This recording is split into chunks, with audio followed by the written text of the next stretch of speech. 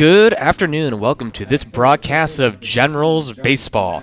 My name is John Harrishinsky. I'll be doing the play-by-play today, and I'm here with Crawford Humphreys making his colored debut for Generals Baseball as the Washington and Lee Generals take on Trinity College out of Connecticut. It's lined up to be a great game and great baseball weather at that. Currently 51 degrees and sunny outside Captain Dick Smith Stadium here in Lexington, and we are so excited to get going. Crawford, how are you feeling today? I'm feeling great. I'm excited for some Generals baseball. A big weekend here at W&L with fancy dress coming up tomorrow, but great weather, and the Generals looking to rebound off their recent slump. Yes, they are indeed. The Generals played Eastern Mennonite University last Wednesday, where they fell 7-5. They had a 5-0 lead going into the bottom of the 8th inning, which was capped off by a 7-run rally by Eastern Mennonite University. In the game, the Generals collected 11 hits, generating 3 runs in the 3rd inning and 2 runs in the 2nd inning. Lowenberg had 2 RBI double. Jackson Thigpen had the no decision after tossing 3.1 innings. Even though the Generals lost and fell to now an 8-10 overall record, some good personal news for one of the Generals players. Chadwick Feely, the senior shortstop, is now only 2 hits away from tying the program record for most hits, which is currently held by Jonathan Stutz from the class of 2013. He has 189 hits. Feely currently at 187 after going 2 for 4 at Eastern Mennonite on Wednesday, so we are definitely waiting in this game to see if he could tie and even break that record. A phenomenal accomplishment for Feely at that. Feely already has a few records. He's tied for the most games played in a season at 42 in 2017. He's tied for the most hits in a game with 5 in also 2017, and he's second for most hits in a season. We're going to take a break for the national anthem, and we'll come back right after this for more pregame knowledge before the first pitch.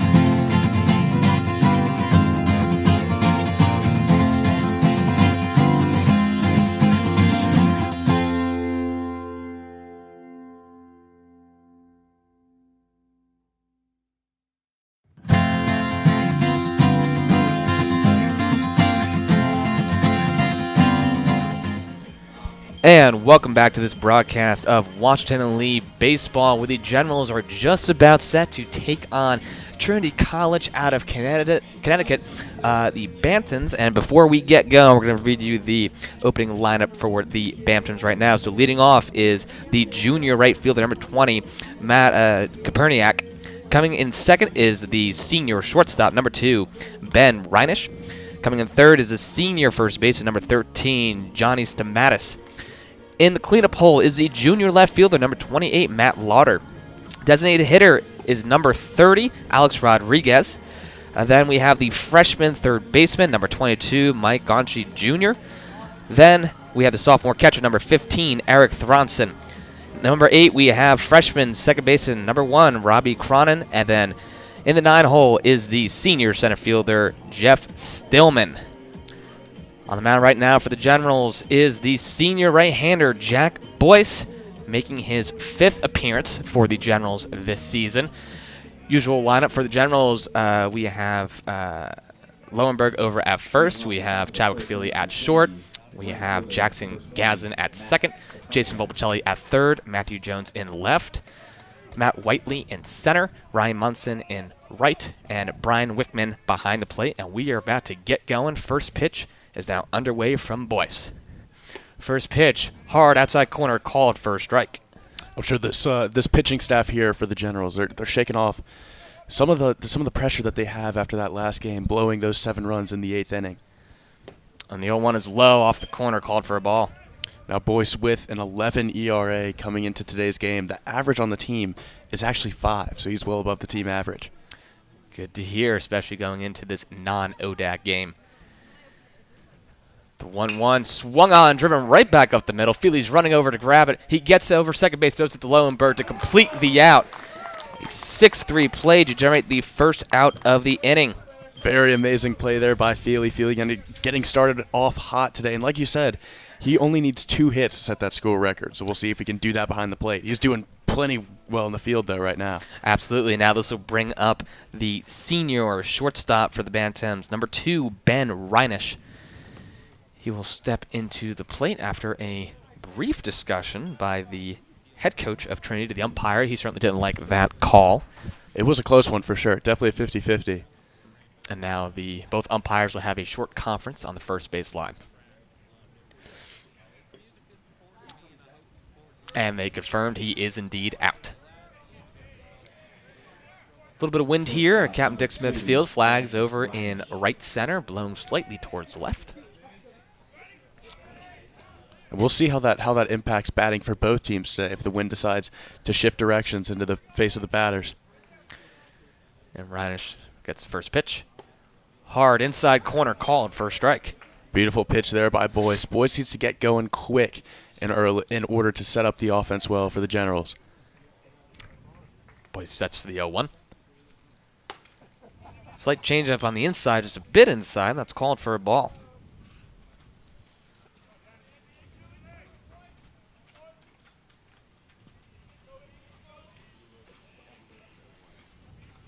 And the 1-1.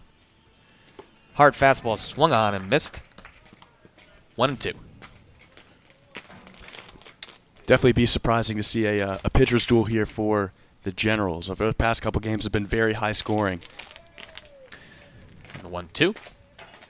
Slider comes in there, fouled off. Reinisch stays alive. 1-2.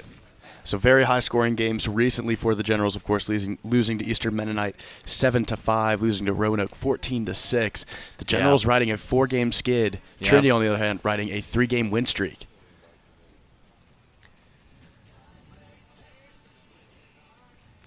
Oh, timeout called. Looks like Reinisch needed a second. We'll try again for the 1-2. Definitely surprising to see some of these guys out here in long sleeves, though, in late March. The weather still hasn't come around here in Lexington. Nah, yeah, we've had a few nice days here and there, but nothing consistent so far. And the 1-2. Fouled off again, fastball. He'll stay alive. I'm sure these Trinity guys, they will take anything, though, because as much as we complain about the weather here in Lexington, it is nothing compared to the winter these guys have to face in Connecticut. No, absolutely not. Northeast known for their brutal winters, and hailing from the great state of New Jersey, I am certainly familiar with them. The 1-2, curveball swung on and missed. Boyce has his first strikeout of the game. And 2 quick outs for the Generals. That's just what they want to get this game started up. And Boyce doing a good job at the plate so far.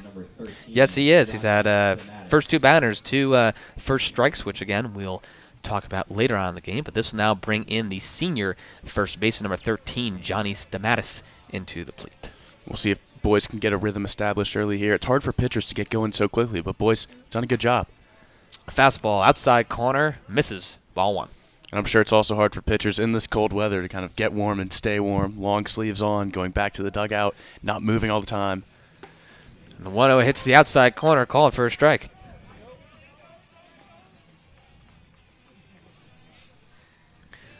Boyce keeping a lot of pitches low here. Here comes the 1-1. Low and swung on in the dirt. It'll be 1-2 now to Stamatis. Boyce here with a big opportunity to give the Generals some momentum. And the 1-2 pitch. Bounces on the outside corner. That'll even up the count.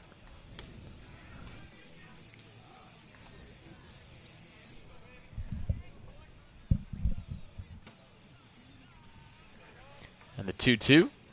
Outside, call for a ball. Outfielders trying to stay warm in the outfield, kind of jumping up and down and walking around a little bit. Especially with this wind, it might be 50, but it's going to be in the mid-40s. Payoff pitch is swung on and gets a blooper over to left field, but Jones is there to scoop it up and cut it off. Stamatis will reach to first base on a 2-out single. And now is a big moment for Boyce here. Trying to recover.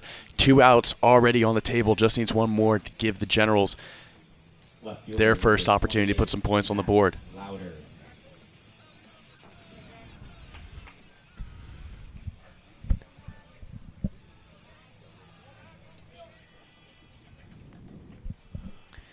Now, so bring in the junior left fielder, number 28, Mac Louder, to a situation with 1 man on and 2 outs. First pitch is right on the outside corner. That'll be called for a strike. Beautiful pitch there by Boyce. This is the second right-handed batter he has faced. The last one was a ground out, and then struck out, of course, the next left-handed batter. And Boyce will check on Stamatis over at first, but he is back in time.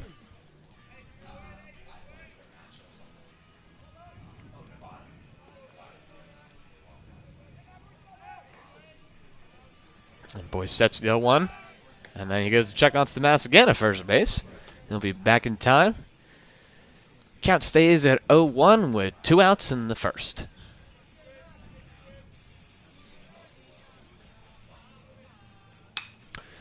He'll be fouled down the third base line, but that'll get Boyce a strike. Count now 0-2. Now as Boyce gets yet another opportunity to end the inning and get the Generals their first chance at the plate.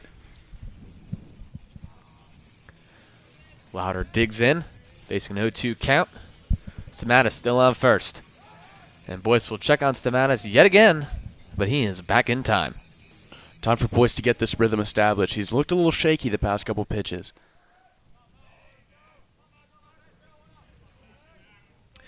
Boyce sets the 0-2 delivery. Stamatis is going to second, but it doesn't matter because Louder swung on and missed. That'll be the second strikeout for Boyce in the inning and the third out. And so the Bantams able to generate no runs on 1 hit, no errors, and 1 man left on base. Before we get to the bottom of the first, we have a very quick announcement that this broadcast of Generals Athletics is brought to you in part by the Washington Lee University Store. Owned and operated by W&L, the University Store is located right on campus in Elrod Commons. The store features a wide range of apparel celebrating W&L, including the Peter Millar Collegiate Collection, offering polos and sweaters for your game day style. If you're looking for workout gear, we have a variety of performance apparel from Nike and Under Armour. All proceeds go back to the Washington Lee community, helping to fund athletic, alumni, and student programs. The store is open 7 days a week. Order online anytime at store.wlu.edu. And so as we move into the bottom of the first inning, Trinity College is not a regular opponent of the Generals, so to speak. When I was looking last night, I was searching records all the way back to 1999 program history, and I couldn't find the game where we played them. However, we have played Trinity. The Generals have played Trinity College 3 times before. This is the 4th game that they have seen each other. The Generals lead the series 2-1, and we still have no idea when that last game was. So certainly been a little while before, but we are excited to have these two teams here today for some great baseball on this Friday. And certainly a team out of the normal geographic area for the Generals, coming all the way from Connecticut. They've only played 8 games so far this season, as opposed to the 18 that the Generals have played. And that's in part due to the long, harsh winter that those guys face up north. Here in Lexington, we have the blessing of being able to get baseball started right in middle February, end of February. Yeah. These guys have to wait basically till the start of March. Absolutely. Now this will bring up the senior shortstop, number 8, Chadwick Feely, searching for those 2, maybe 3 hits today to either tie or hold the program record for most hits, respectively. On the mound for the Bantams is number 27, freshman right-hander Will Simeone. And the first pitch is inside. Feely's got to turn around. Ball misses. Ball 1. I think the craziest thing about Chad Feely and him chasing after the hits record is we aren't even halfway through the season yet. Right. And that ball swung on, and a high fly ball going to deep left field. Oh, it just surpassed the left foul line, out of the park, but foul ball. That was a long foul ball. That was a bomb for the second hit of the day for the Generals. Like I said, it's a little chilly out there, but these guys they're warmed up. Just about maybe 7 feet more towards the right, and that ball would have been gone. I'm gonna blame the wind on that one. I think he had it. But I'm gonna blame the wind. So now Simeon was set for the 1-1. The pitch is swung on towards the third baseman. And third baseman Guanchi Jr. misses the ball, rolls into left field where Lauder is able to come up with it. So Feely will get to first base on what will wind up being a bantam's error. So one more hit for him to tie the school record. Actually tried to take 2 after rounding first, but made the smart move of staying there at first base. Still can't believe, though, that he went out of the park on his second hit of the game. Second hit. It's incredible. Now a Feely on first will bring up the senior left fielder, number 24, Matthew Jones. Simeon delivers. Ball inside and up for ball 1. Yeah, Jack Boyce providing some momentum early for the Generals, getting 3 quick outs. Time for the offense to back him up a little bit. And Simeon sets for the 1-0. Feely's breaking towards second, and he will be there in time as Thronson behind the plate is unable to get it out of his glove in time. So Feely will get to second on the stolen base, and that'll bring 2 balls to Jones. Looked like Thronson kind of bobbled the ball in his glove. He saw Feely running as fast as he could to second base, but just could not get the ball in time. Couldn't even contain the ball in his glove. Now Simeon sets for the 2-0 delivery.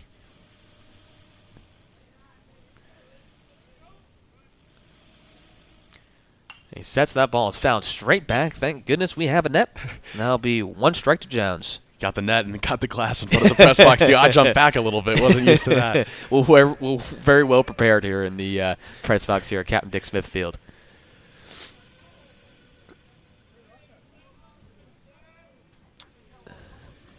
Simeon looks in for the sign on the 2-1. Feely taking a little bit of a lead over there at second.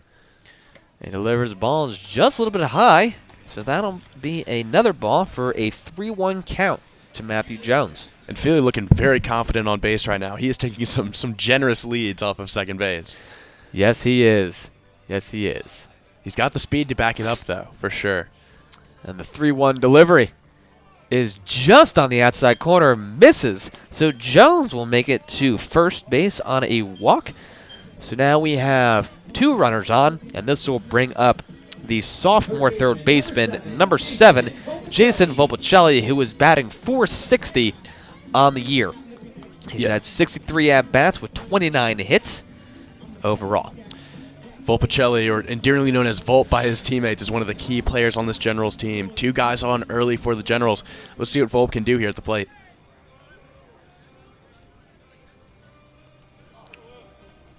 Again, Volpicelli sits in. 2 men on. First pitch, misses high, ball 1. That was a close pitch there. Good call by the umpire. But that could have gone 50-50. It looks like they're going to call a timeout here.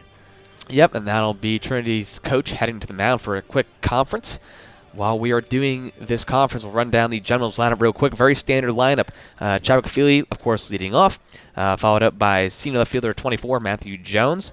Then, of course, due up now, or at the plate now, is sophomore third baseman, number 7, Jason Volpicelli. Following him is the senior first baseman, number 19, Zach Lowenberg. Then we have the junior designated hitter, number 33, Bryce Burnett. Then we have the junior right fielder, number 14, Ryan Munson, followed by the sophomore center fielder, number 10, Matt Whiteley. Then the freshman catcher, number 32, Brian Wickman. And at the end is freshman second baseman, number 4, Jackson Gazen. Jackson Gazen, one of the freshmen on this WNL team. Now, this is a team that is very sophomore, senior heavy, losing a lot of seniors this year. So Gazen is a part of the new era of WNL baseball here. After that conference, Simeon delivers the 1-0. That ball is chopped high back into left field. Will that stay in? No, it will not stay in. Another ball that leaves its ballpark, but again, just about 3 feet to the left of that left field foul pole. The wind is working its absolute hardest right now to prevent a home run by the Generals. But it's crazy that 2 out of the park hits in the exact same spot and just barely foul. Yep. So we certainly, bats are active today for the Generals, just not where they count. So close, so close. So that is a very long strike for Simeon as he sets for the 1-1 delivery.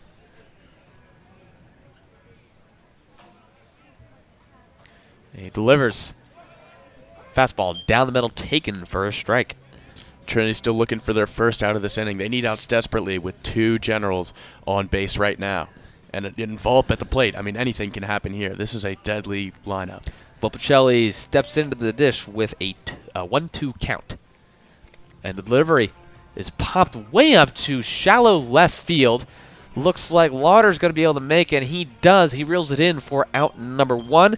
Feely and Jones will stay at second and first, respectively. And now this will bring up the senior first baseman, number 19, Zach Lowenberg.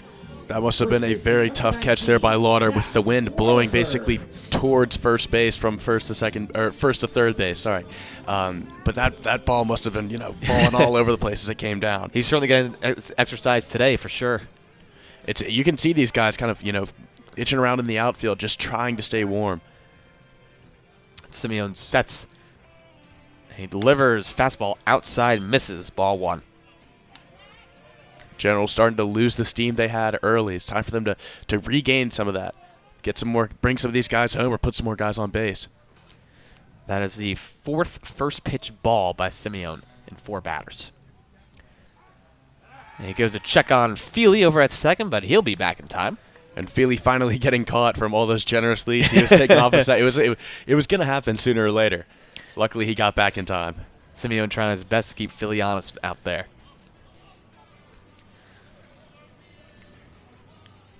And the 1-0 will miss low. 2-0.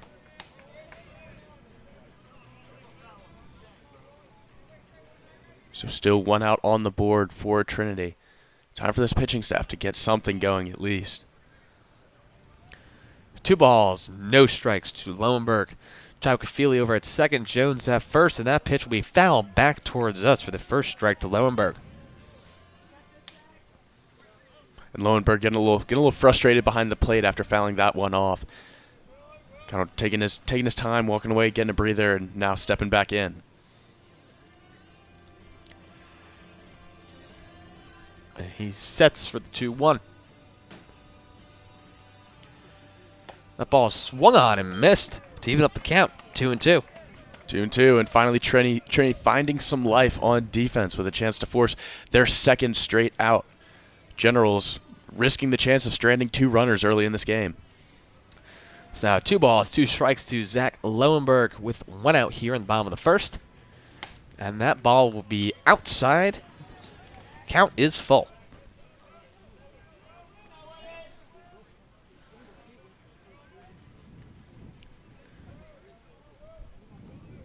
Simeon sets for the full count delivery. Runner's going on the pitch, but it doesn't matter. That'll be outside the strike zone for ball 4.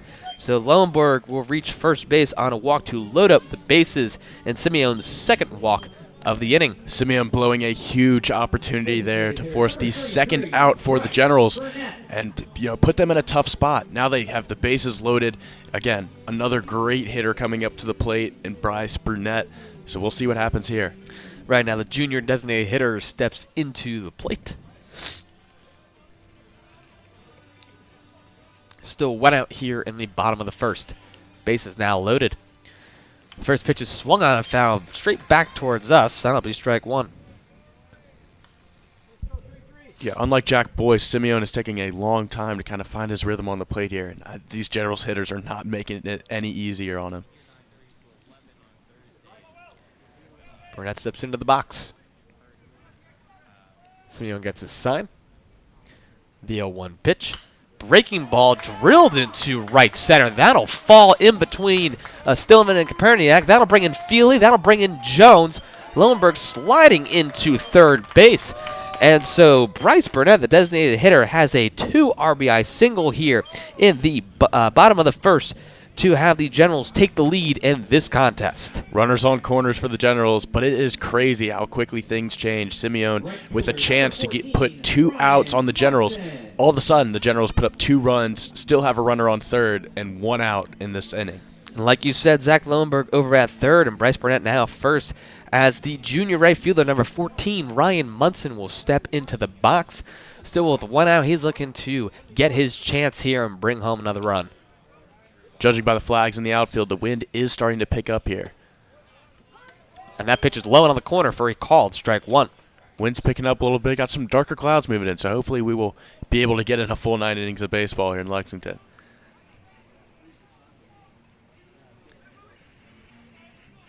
Simeon checks the runners around, delivers the 0-1, which will fall outside to even up the count.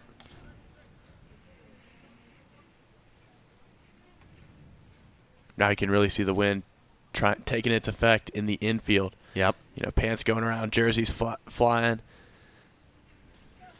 Wind is certainly starting to pick up here, and temperature will be dropping soon. As Simeon gets the 1-1 sign. Runner's going, but it doesn't matter. That ball will be drilled foul. And while Bryce Burnett was running on the pitch, foul ball. So he is making his way back towards first. Simeon gets yet another opportunity. One pitch here, and he can put 2 outs on top of the Generals with a runner on third. I mean, he really needs this pitch here.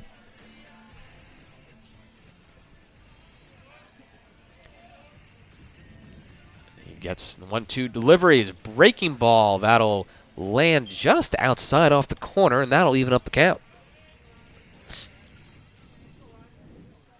I'm interested to see what Simeon does here with this pitch, if he's going to try and throw a safe one down the middle or if he's going to try and paint the corners. 2-2, runners on the corners, 1 out. That pitch is swung on and drilled towards first base. That'll hit the line and remain fair. So this will bring in Lowenberg in. That'll move Burnett. He's going to third. He's round third trying to go into home, but he will be trotting back to third. And thanks to the placement of that ball right on the right foul line, Munson will head right into second with a double. The 1 RBI double, excuse me. Burnett got a little greedy there. He was trying to take home. Third base coach actually had to run in front of him and tell him to stop and go back to third. He had a head full of steam going into home plate. So with that hit by Monson, the Generals have 3 runs on the board as number 10, Matt Whiteley, steps into the box. The Generals just letting everything go in the bottom of the first inning. And they've still got runners on second and third with a 3-0 lead. And that pitch will be right down the middle, taken for a strike. So Bryce Burnett over at third now. Ryan Munson standing at second. 1 out. No balls and 1 strike here in the bottom of the first. And the pitch is swung on and drilled into right center field. And that'll fall right in front of Koperniak, so he'll make it. But now Burnett comes into the play for yet another Generals run, and so Whiteley will make it to first base on another RBI single for the Generals. And once again, runners on the corners for the Generals. Maybe that wind's helping the Generals. You know, it hurt them with those 2 out-of-the-park hits, but the Generals have seemingly found every hole in this outfield so far, so maybe the wind's helping them there.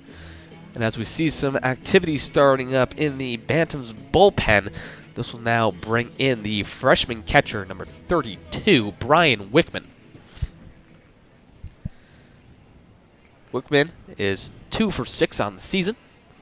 Certainly looking to get his hit. But now Whiteley will be running on the pitch, but he'll be safely into second after a bobbled ball by Reinisch, the shortstop. Yeah, Reinisch not able to contain it there, and he had the runner beat by a mile. That would have been an easy second out. So nonetheless, that pitch is a strike. So now you have runners on third and second with an 0-1 count. Looks like we're getting some heavy wind and maybe a little bit of rain here at Captain Dick Smith Field. That ball is low and outside. And indeed, Crawford, those flags out in right field are swaying a whole bunch. It looks like some of them might fall over. Looks like we got some rain too. This weather quickly turned for the worst. So the 1-1 pitch will fall just on the outside corner, called for a strike.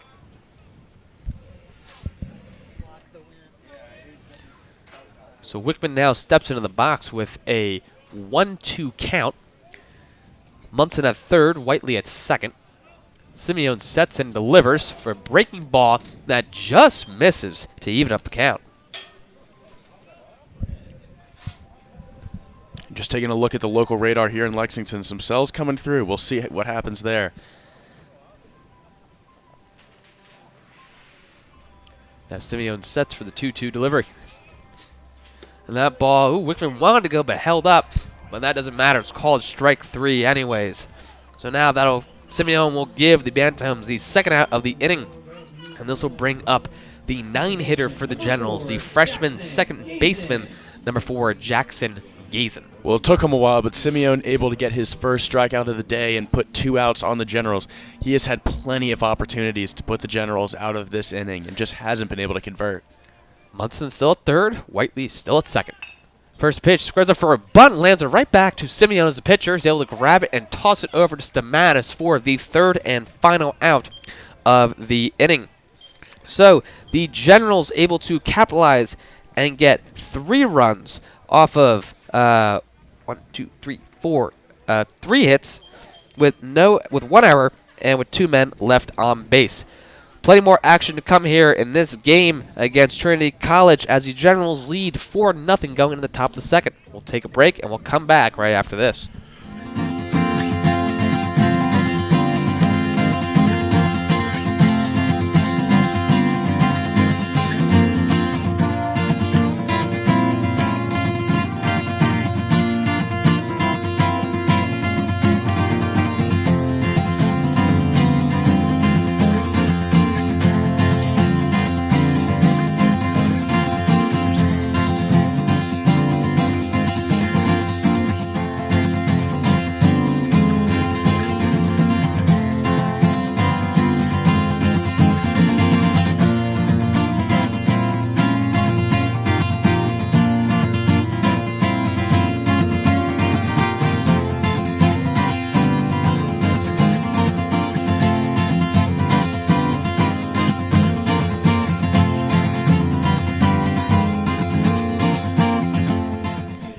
Welcome back to this broadcast of Washington Elite Baseball as the Generals are leading Trinity College Bantams 4-0 going into the top of the second. Leading off for the Bantams is number 30, the designated hitter, Alex Rodriguez.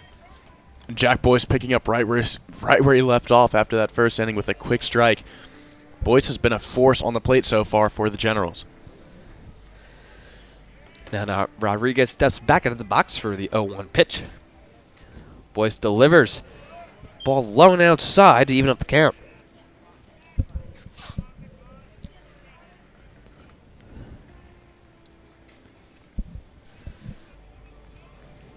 Boyce sets for the 1-1. Breaking ball swung on foul. That'll leave Rodriguez with 1 ball and 2 strikes. Weather really beginning to turn here at Captain Dick Smith Field. You can even feel the pressure dropping in the press box. You can, and more members of this crowd moving under the awning of the press box. They're putting on jackets and taking out umbrellas. The weather has changed fast. Boyce misses a breaking ball to even up the count. The 2-2 will hit that same spot, low and outside, misses to fill up the count. Got one of the members of the team actually in the stands right now using an umbrella to cover up the camera so they can still get the game filmed. Anything for the film. Anything. The payoff pitch is swung on and foul right back to the Bantams' dugout. So Rodriguez will stay alive. We'll see how this weather change affects Boyce, if it does at all. He was in the zone, had a solid rhythm going in that first inning. But now when you add the wind and the rain, things can change. The payoff pitch is swung on, a high fly ball, but that'll be well out of play as the rain begins to really come down here at the field. Actually, the umbrella that was being used to cover up the camera just flipped inside out from all the wind. It is really getting windy here at Captain Dick Smith Field. And that's the senior pitcher, Kevin McHugh, struggling to get that umbrella under control, but looks like he's got it now as Rodriguez steps back into the box for the full count. Feel especially bad for the Generals players that decide not to wear long sleeves for today's game. The payoff pitch is low and outside and just misses, so Rodriguez will make it to first on a leadoff walk. Although even a couple guys with long sleeves on, including Jackson Gazen, doing a little dance out there in the infield, just trying to stay warm. But we've got some guys in the outfield in full-on short sleeves right now. Temperatures at about 47, 48. With the wind and the rain, it's going to drop even further. And with this will bring in the freshman third baseman, number 22, Mike Wanchi Jr. for the Bantams. This 1-0 pitch is a breaking ball that misses high. Rodriguez over at first base. About 3 steps off the bag. Boyce delivers, and that ball is swung on. High fly ball going out to left field. Jones trying to find it through all the rain and wind, but he's able to reel it in for the first out. And that'll hold Rodriguez at first base. And a great catch there by Jones with the wind and the rain. You can see the ball actually moving around as it came down. Jones shifting from side to side to try and keep up with it, but a great catch there, fighting through all the distractions. Now this will bring in the sophomore catcher, number 15, Eric Thronson, to the plate, as he has Rodriguez over at first base with 1 out. It looks like the cap of Boyce just flew straight off his head as the wind was really picking up here at the field. Rain's coming down very hard, and we have a whole congregation of people surrounding this little bit of an overhang we have outside the press box. Looks like people are starting to move out in droves. Got the camera being moved up here under cover too. I mean, everyone's moving out of the way. We got a couple dedicated fans still in the stands, but it looks like everyone else is clearing out. Well, lucky for them, they could hear our broadcast live. And the umpire is actually discussing right now, so we'll see what happens. They're having a short conference, which I assume has to be on the fate of this game. And they are issuing what looks to be a rain delay right now as the Generals are heading into the dugout. We're sending them into the dugout. And so we will sort all this out for you. So as it stands right now, Thronson is still at the plate. Rodriguez is still at first. But, of course, players are heading in, and they are grabbing the tarp to tarp up the field as this rain looks unrelenting. Anyway, as the Generals struggle to put the tarp on the field, we will take a break and come back with some more information just after this.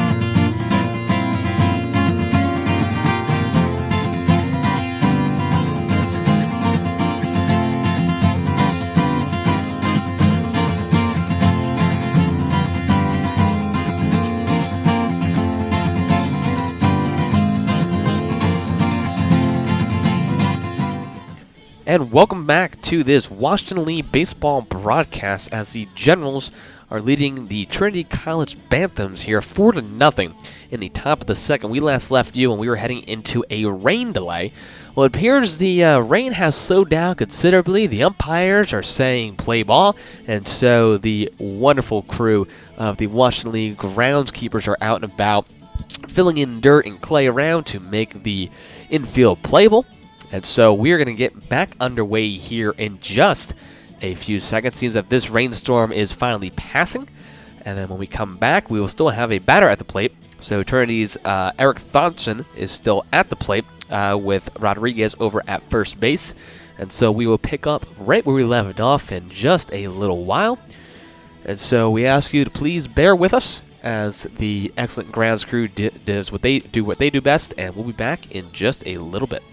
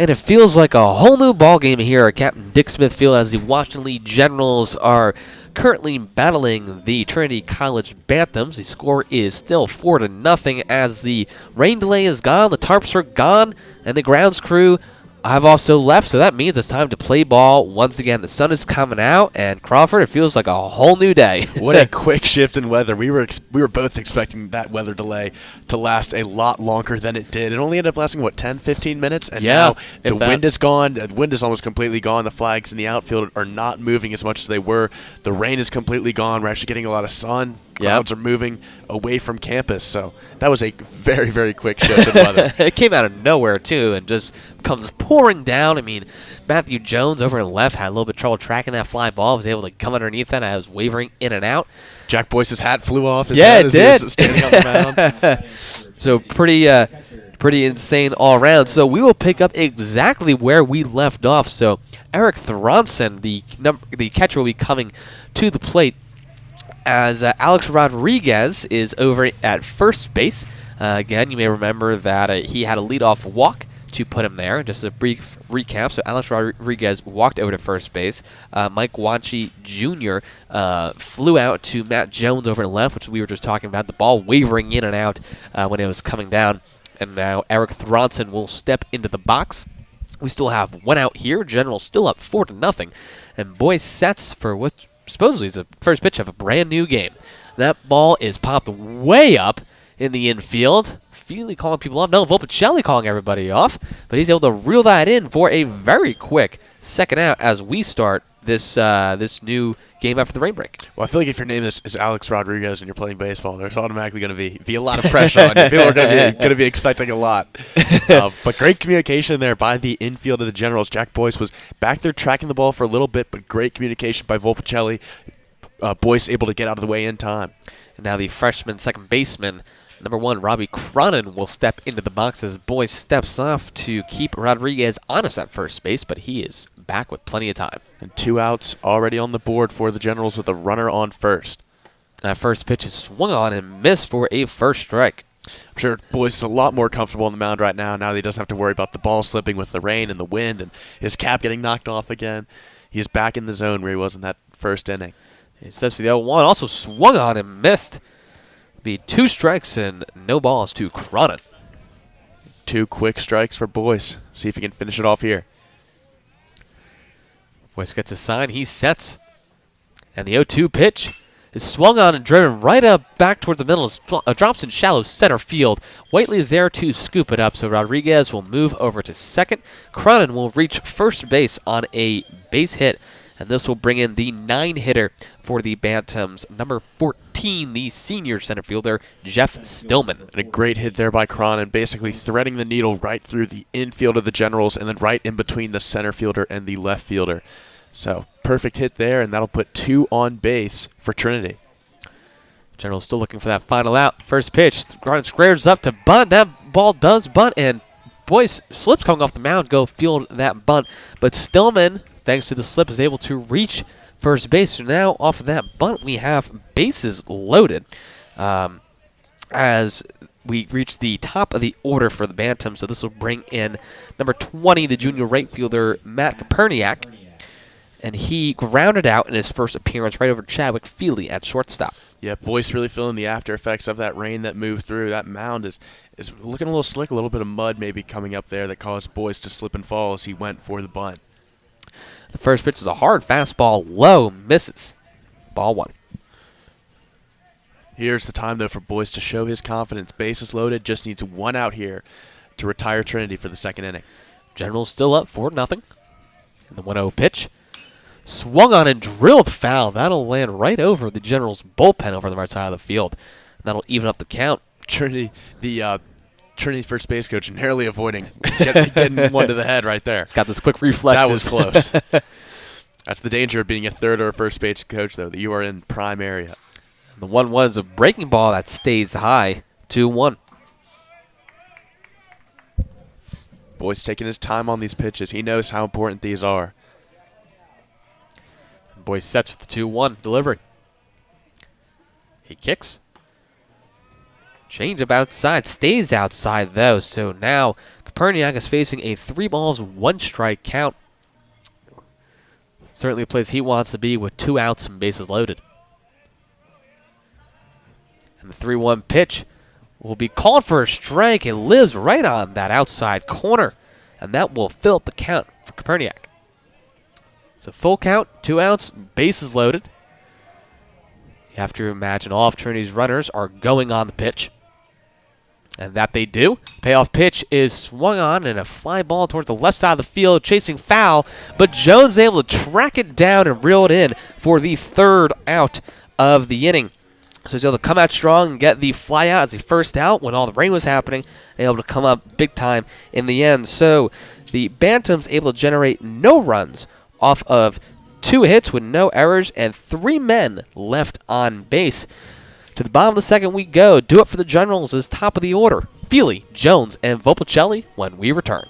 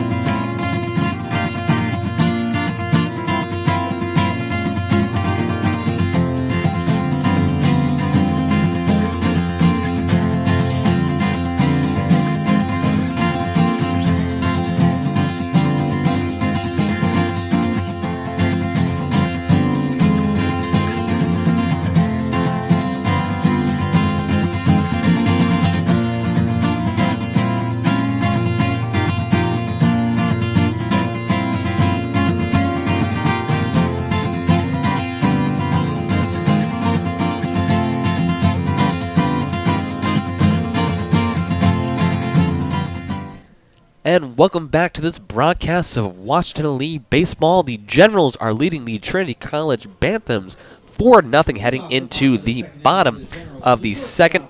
This is, of course, following that 15-minute rain delay that we had in the top of the fifth.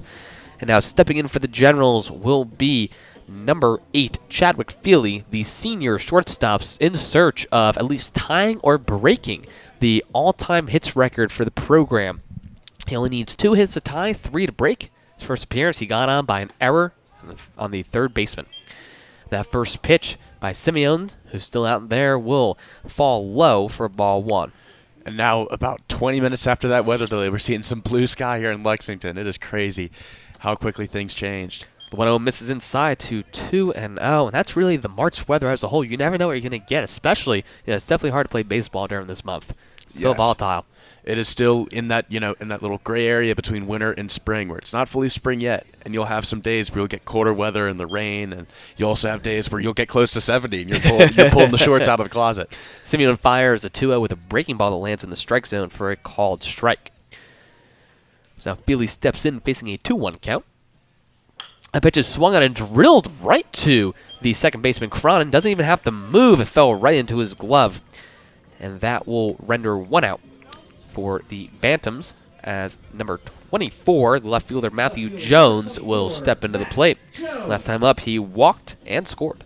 Regardless of whether or not Feely, breaks the record in today's game, I think it's crazy that he's that close to the record this early in the season. Yeah, still plenty of baseball left to go for the Generals. A breaking ball misses by Simeon for a ball 1 to Jones. And Simeon looking a lot more relaxed on the mound here in the second inning. First inning, he was in constant cleanup mode with the Generals just throwing everything they had at him. And that ball is swung on hard, and a fly ball to Koperniak over in right field. Has to move a little bit, but he does reel it in for the second out of the inning. And Simeon getting lucky when the Generals are making contact with the ball. They aren't hitting the holes like they were in the first inning. They're going right to the outfielders. Now this will bring up the sophomore third baseman, number 7, Jason Volpicelli. He also had a fly out to left field in his first appearance. I don't know, we were talking about a lot of baseball left. The Generals just a little bit over halfway done with their season. They have a doubleheader tomorrow. It'll be an ODAC doubleheader at Guilford tomorrow at noon after this non-ODAC matchup against Trinity today. Volpicelli sets in. First ball is a breaking ball that misses high in ball 1. Generals been kind of stagnant on the plate so far this inning. But, of course, they had a lot of rhythm, and now with that rain delay, they kind of got to find that again. And Simeon fires in with a strike to even up the count. And, yeah, momentum is a huge thing in baseball at that. When you have it going, that rain delay, I mean, that's if you're on streak, that's a detriment. It'll change everything. And it's changed everything for Simeon, too, looking a lot more confident on the mound. The ball swung on, and then will be foul, landing in the Bantams' bullpen on the left side of the field. Yeah, but for the freshman Simeon, he's got 3 years left here at Trinity, and he's showing a lot of maturity on the mound right now, especially after a tough first inning. But teammates supported him when he went back to the dugout, and now he's looking a lot better. And that first inning, the Generals able to generate all 4 of their runs off 3 hits. The 1-2 pitch is a high fly ball tailing foul, but looks like the first baseman Stamatis will be there, and he will reel in that foul ball for the third out of the inning. And so the Generals go 1-2-3 with 3 flyouts, no runs, no hits, no errors, and no men left on base. Due up for the Bantam is Reinish, Stamatis, and Lauder. 2-3-4. Score is still 4-0 Washington Lee as we head into a break.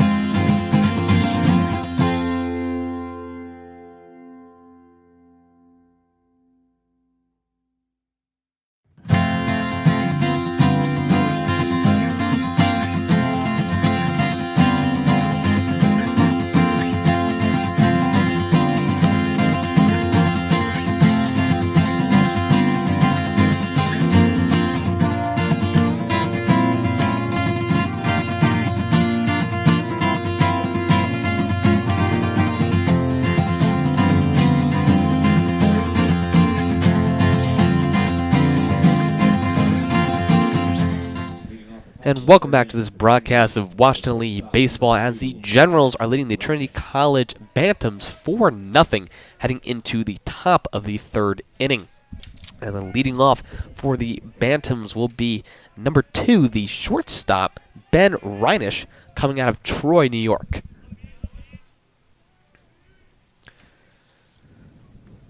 Boyce delivers. First pitch misses low. Ball 1. And Boyce having a solid rhythm. He's been the opposite of Simeone so far. Simeone with a tough first inning, good second inning, but really Boyce has been consistent all throughout this game so far. And the 1-0 misses low for 2 balls. Last time at the plate, Reinisch struck out.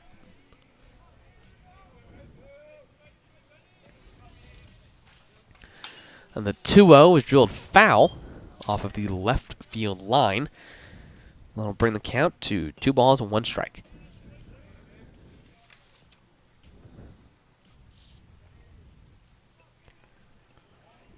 Reinisch steps in for the 2-1. And the 2-1 just misses the outside corner, bringing the count to 3 balls and 1 strike. Boyce needs to, get back in that rhythm that he had those first 2 innings.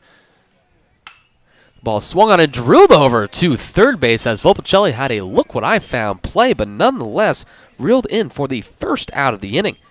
Amazing reflexes there by Volpicelli. That was going right at his head. That's a scary scene there. I didn't see the ball leave the bat. I just saw Volpicelli get in his glove. That could have gone very bad very quickly. Nonetheless, this will bring up number 13, the first baseman, Johnny Stamatis, for the Bantams as Boyce misses on the outside with the first pitch. Stamatis coming from Richfield, Connecticut. This is his second appearance at the plate today. As he fouls that one off, he reached in the first inning with a single.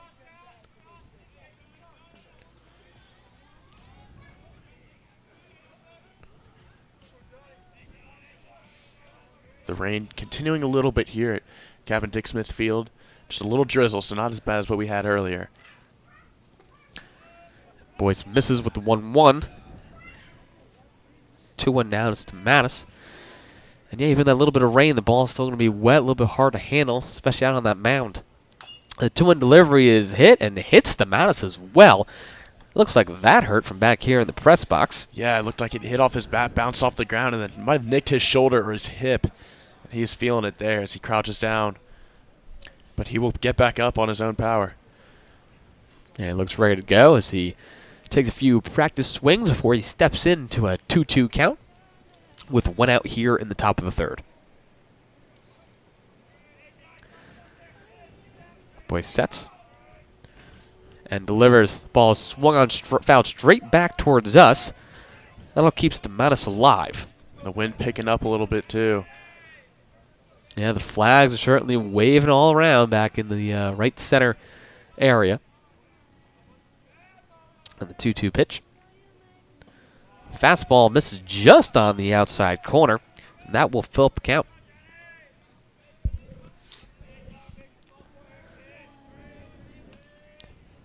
Boyce sets for the 3-2 delivery.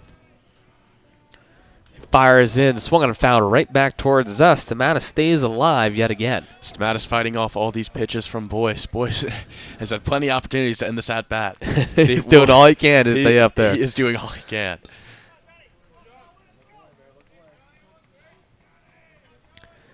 And the 3-2 is swung on and drilled into right field. That'll be a 1 hop into Monson's glove, but he is there to get it and to at least hold Stamatis in at first base. So he will reach with a 1 out single here in the top of the third. Well, Stamatis deserved that one after fighting off all those pitches, but hopefully Boyce can get back on track to what he had going in those first 2 innings. I mean, it's very hard there up there on that mound. We saw him slip and fall earlier, so the mound obviously a little slick. The ball is going to be wet. You've got the wind coming into a lot of factors at play here for Jack Boyce. Now this will bring up number 20, the junior left fielder Mac Lauder to the plate, coming out to Chappaqua, New York. First pitch hits just on that outside corner, called for a strike. Great pitch there by Boyce. Lauder coming in with Stamatis at first. 1 out. General still up 4-0. And Boyce will keeps Stamatis honest over at first base, but he will be back with plenty of time. Yeah, Stamatis not taking the leads that we saw Feely taking in that first inning, where he taking a generous lead on second. Boyce sets the 0-1, but instead checks on Stamatis yet again. We had, at one point, Feely was about halfway between second and third base, taking his lead, and somehow made it back in time without getting tagged. Boyce sets for the 0-1. Delivers. Ball swung on, but foul down the left line. There'll be now 2 strikes to Mac Lauder.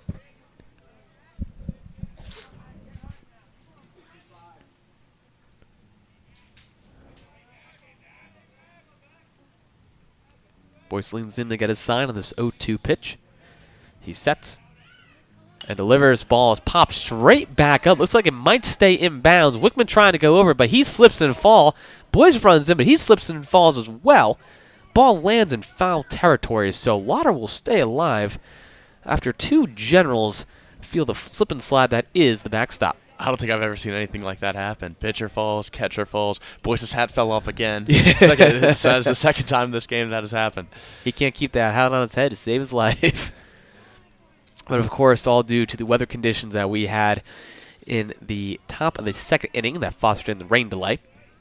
And so even though the rain is gone, the field is still wet. The players have to adapt to that playing field. So the 0-2 pitch is swung on, chopping ground ball over to Feely. He's able to reel it in and toss over to Lowenberg for the second out of the inning. And a great heads-up play there. Double play. He could have gone for the double play there, but it was not the best option. Throwing to first gets the easy out.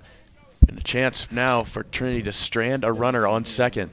The Trinity needs anything they can get at this point as we head or continue in the third inning. Now this will bring up the junior designated hitter, number 30, Alex Rodriguez, who was still at first base during that rain delay.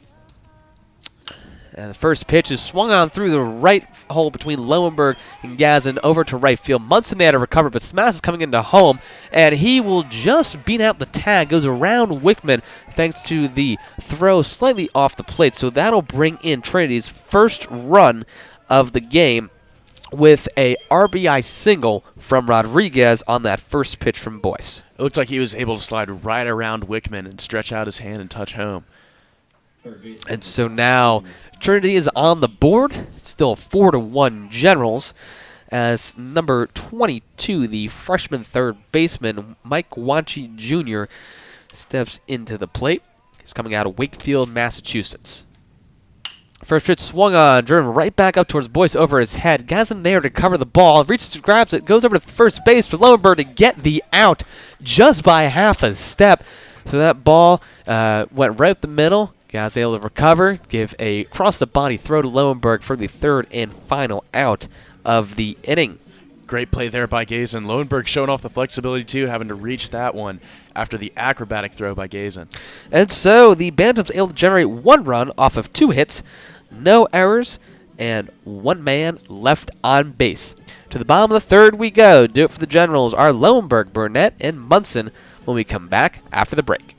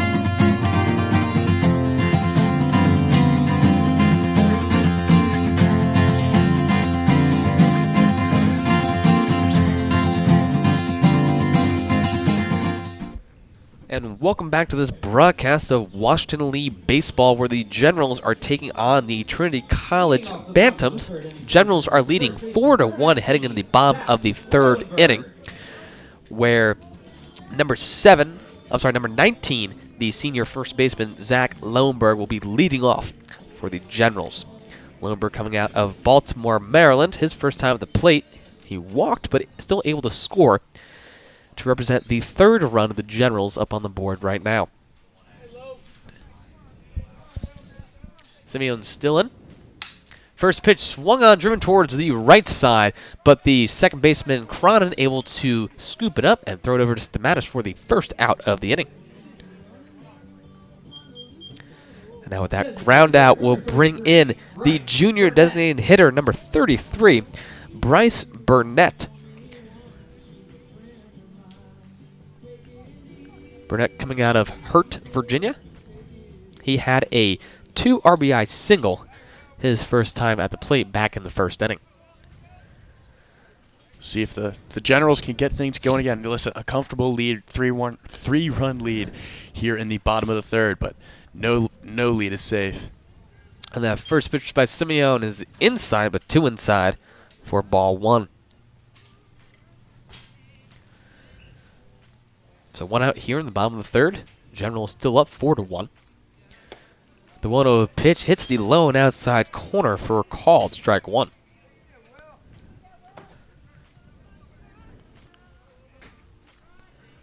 Weather seems to be improving. Just not as much rain as there was earlier, and some more blue sky peeking out here in Lexington. So hopefully that'll work to Jack Boyce's advantage in the 4th inning. The 1-1 misses the zone, 2-1. Still plenty of overcast skies here at Captain Dick Smith Field. Certainly not the partly cloudy, sunny environment we were when we started this ball game. But the rain is letting up nonetheless. And the 2-1 just misses that strike zone. 3-1 count to Burnett.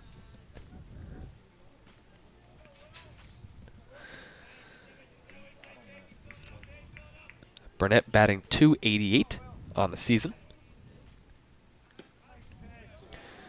And Burnett will draw a walk.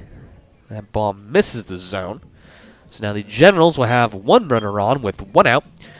And number 14, the junior right fielder, Ryan Munson, heading to the plate.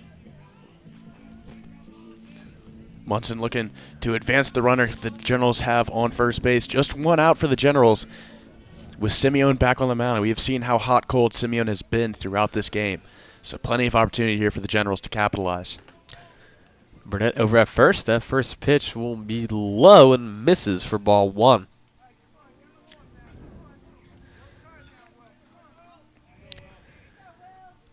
We've only seen a handful of first pitch strikes by Simeon so far. A good majority of the first pitches have been balls. And the 1-0 swung on a high, driving fly ball going out to left center field. Wow. Stillman has to dive to get it, but he does reel it in just barely. Looked back here, that ball was going to fall, but Stillman said, no way, Jose, I'm going to go get it, and that he does. So that'll be the second out for the Bantams here. In the bottom of the third inning, Burnett still over at first base, and now this will bring in number 10, the sophomore center fielder, Matt Whiteley. Wow, is really all I can say to encapsulate that play. Yeah. An amazing athletic play by Stillman. And with all the guys we've seen sliding around, he was still able to run and dive out and not slip and fall. I mean, just amazing athleticism by Stillman in center field. As Simeon checks on Burnett over at first, I mean, Stillman saw that ball come off the bat, and he was hustling all he could to get to that ball. He was not going to let that drop no matter what. Very determined. He covered a lot of ground, too. And the 0-1 is swung on, bouncing right back over to Simeon, able to reel it in, and it gives a high toss over to first base. Smaz has to give a little hop, but nonetheless brings it in for the third out of the inning, where those PFPs pay off for Simeon. So the Generals able to generate no runs off of no hits with no errors and only 1 man left on base. To the top of the 4th we go. Due up for the Bantams, 7, 8, 9, Thronson, Cronin, Stillman. Generals lead this contest 4-1, and we'll be back after this.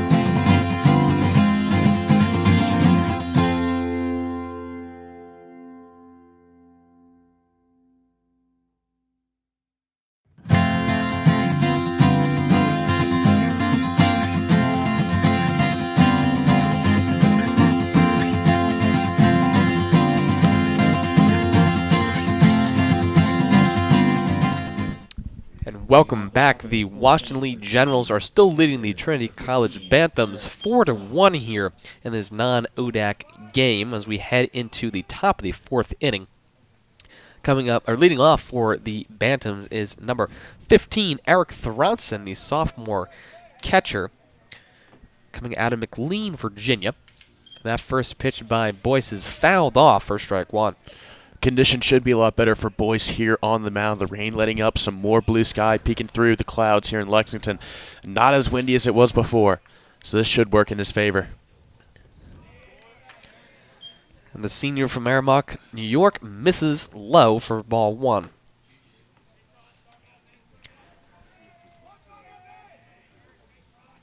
So 1-1, Thronson.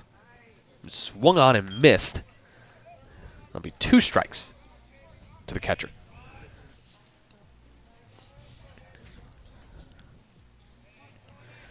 Thronson steps in the box for the 1-2. And Boyce delivers. Ball low and outside, even up the count.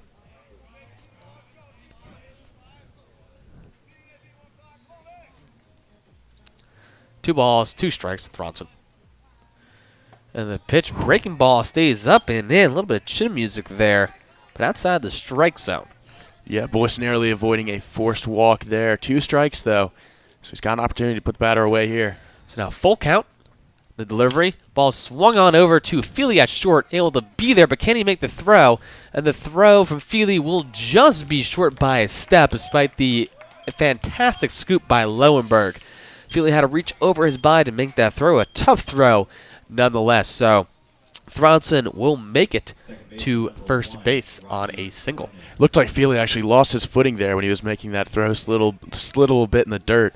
Still able to get the ball over there, but just not in time. Now this will bring in the freshman second baseman, number 1, Robbie Cronin, for the Bantams. He's coming out of Wesley Hills, Massachusetts. That first ball is popped way up into what's now a blue sky area, landing foul, but able to stay inbounds. So Lowenberg had to reach his glove right into the Generals' dugout to pick it out, but he's able to do it and generate out number 1 for the Generals. How many amazing catches are we going to see in this game? I mean, we have seen some great catches so far. Stillman had a wonderful catch over in center field last inning, and now he will enter the box as well. Stillman with an amazing catch. Jones with some great plays in the outfield. Volpicelli on third base with a great catch, too. Boyce checks on Thronson at first, but he is back in time. Yeah, despite the weather, still a lot of good defensive plays here. As now the clouds are really parting away to see the long sought-after sight, the blue skies all around Captain Dick Smith Field. While Stillman lines up for a bunt, he pulls back, but nonetheless that ball comes in for a strike.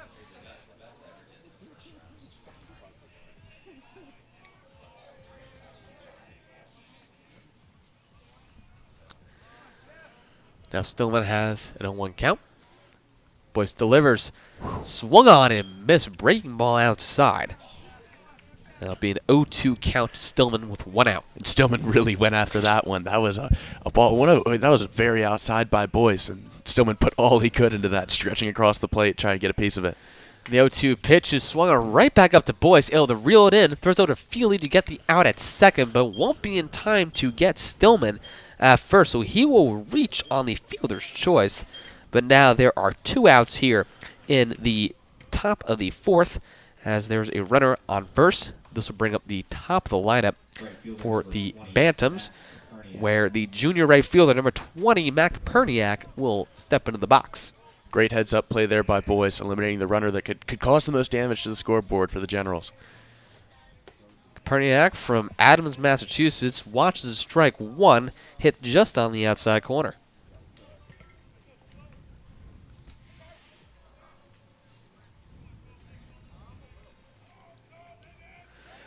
Boyce goes to check on Stillman over at first, but he will be back in time. Boyce looking very, very comfortable on the mound right now. We saw him lose it a little bit in the third when the weather got dicey, but now things are better. He's back in his rhythm. And the 0-1 is drilled over to Lowenberg, able to field it, but he will field it out of play. That'll be a foul ball. I was wondering why Lowenberg was taking so long to step on first base. I thought it was in play. I thought he was showboating a little bit. But So now Koperniak will have 2 strikes. with 2 outs here. Stillman over at first. Generals leading 4-1. On the 0-2 pitch, misses low and outside, ball 1. Definitely warming up for those guys on the field. Not as many guys, running around, shaking around, trying to stay warm. So blue skies and no rain are definitely helping the Generals. Boys sets the 1-2. That'll be high and outside to even up the count. Boys with yet another opportunity to end the inning for Trinity. So Koperniak steps into the box to face a 2-2 count. And the pitch is swung on, drilled over to Lowenberg again, but it gets past him. So now Stillman rounding second, heading over to third. He will be safely in the third base as Ryan Munson over in right field is able to pick up that ball and toss it over. Yeah, that's one of the first big errors we've seen from the Generals so far today. Just a little bit of, it probably had to do with the weather and the ground conditions with everyone slipping and sliding. But still, a couple of a misplay that could have ended the inning there for the Generals. Now they've got a man on third they have to deal with. Right, so now the Bantams have runners at the corners. Stillman at third, Koperniak at first, as number 2, the shortstop Ben Reinisch steps in. But before we get there, there'll be a small conference on the mound. There's been some activity in the Generals' bullpen for the past few minutes. It looks like they're just having a very short chat out there, possibly discussing first and third play options. Yeah, I would not be surprised if Boyce stays out there just for a little bit longer. If Ted White decides to keep him out there, he's done such a great job so far holding Trinity to just 1 run throughout these first 3 innings. Of course, that run coming last inning in the top of the third, thanks to an RBI single from Alex Rodriguez. Not the former New York Yankees, but the junior designated hitter out of South Windsor, Connecticut. We got to make sure we clarify that. Just in case any of our listeners are confused by the... Yeah, we are not covering an MLB game right now. I wish. But nonetheless, still some great baseball here in Lexington, Virginia, as Reinisch steps into the box. Boyce still out there. Runners at the corners. The first pitch will just miss that strike zone for ball 1. Yeah, you were right there with the emphasis on just missing. That was a very, very close pitch. Could have easily been in the strike zone. Yeah, not really sure where that one missed, but nonetheless, 1-0 to Reinisch. Runners at the corner, and the 1-0 will be low and outside, but Koperniak still breaks for second, get himself in a rundown. Lowenberg will tag him out for the third out of the inning. However, before he was able to get him out, Stillman came in to score. So in this scenario, the Bantams able to generate 1 run off of 1 hit with 1 error and no men left on base. So to the bottom of the 4th we go. Do it for the Generals, our 8-9 top. Wickman, Gazen, Feely. Generals still lead 4-2. We'll be back after this.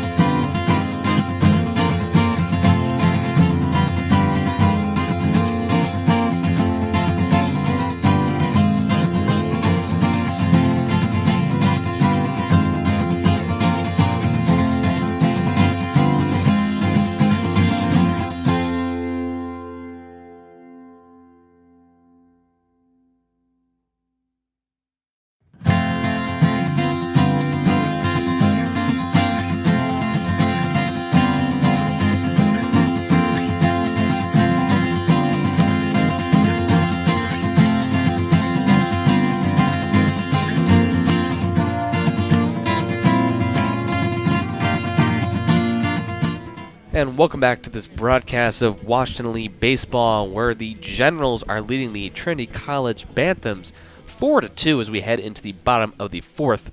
as number 32, the freshman catcher Brian Wickman, will step into the box to face Simeone in his 4th inning. That first pitch will be just on the inside corner, called strike 1. Again, Simeone looking very comfortable on the plate. A vast difference from what we saw in the first inning. Much like Boyce, this warm weather is going to help him a lot. And the 0-1's breaking ball up way high over to left field. Lauder able to call off Reinisch, who was over there as well from short to assist him. But Lauder took command of the situation, called him off, and reeled in that ball for the first out of the inning. I'm sure it's a lot easier to catch those pop flies now when there's very little wind, no rain, you got a sunny sky. A lot easier to see. That ball's not moving makes whatsoever. a world of a difference. And now the freshman second baseman, number 4, Jackson Gazen, will step into the box. Gazen coming out of Reisterstown, Maryland. First pitch will miss for ball 1. Gazen, again, like as I said earlier, leading the youth movement on this Washington and Lee baseball team. And the 1-0 by Simeone will just hit the outside corner, called strike 1. The wind kind of shifting directions here and there, a little bit still left behind. Simeone tries a breaking ball up and misses high and outside for ball 2. So we'll see if that wind affects the batters at all. You know, in the first inning, 2 out of the park hits that could have easily been home runs got blown into foul territory. Gazen takes the ball low for strike 2 to even up the count.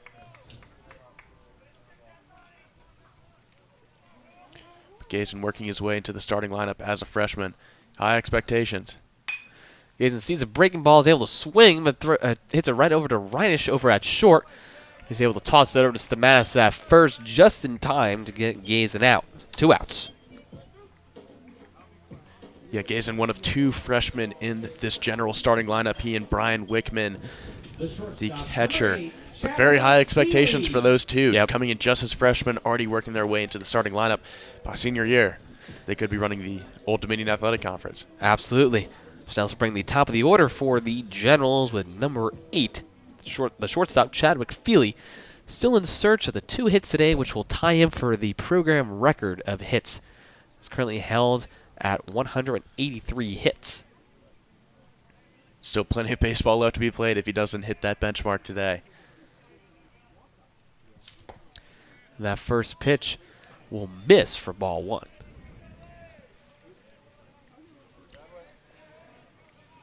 I'm sorry, 189 hits is the record, held by Jonathan Stutz in the class of 2013, as Feely fouls one off to even up the count. Feely not just getting it done behind the plate, but he has done such a great job on defense throughout today's game in the infield. Feely steps in for the 1-1. 2 outs here in the bottom of the 4th. And that pitch is right down Broadway, but take for 2 strikes. And Simeone with the chance to get out of his cleanest inning of the day so far. 1 pitch here. Feely facing a 1-2 count by Simeone. Breaking ball, low in the zone, taken for strike 3. That is Simeone's 2nd strikeout on the day and the 3rd out of the inning. Generals go 1-2-3, no runs on no hits, no errors, and no men left on base. To the top of the 5th we go. Do it for the Bantams as 2, 3, 4, Reinisch, Stamatis, and Lauder. Generals lead this non-ODAC contest 4-2 as we head into the break.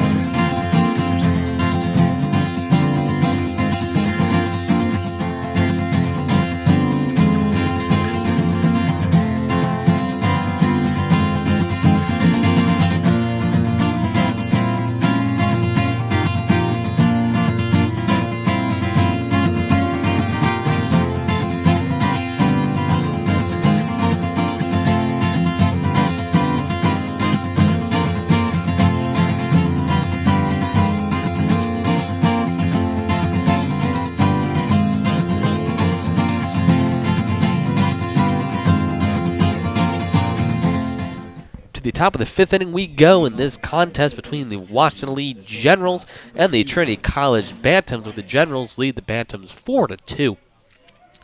As the Bantams will send in their number 2 hitter, number 2, Ben Reinisch, the senior shortstop coming out of Troy, New York.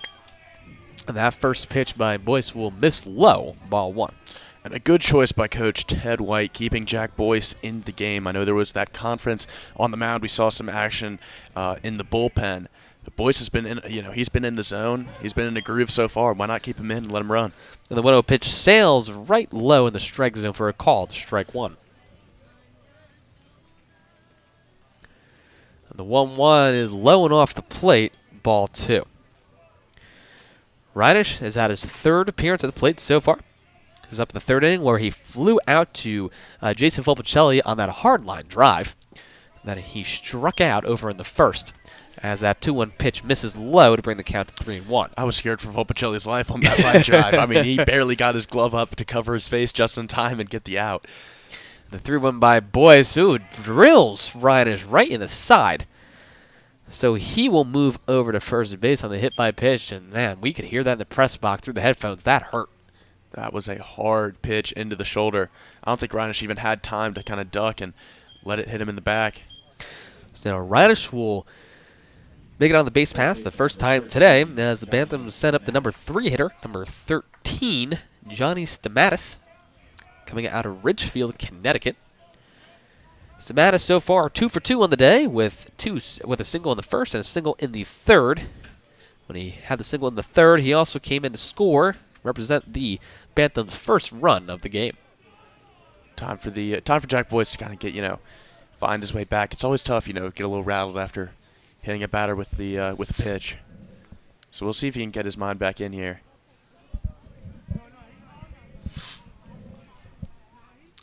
Stamatis steps in with no outs and a man on first base.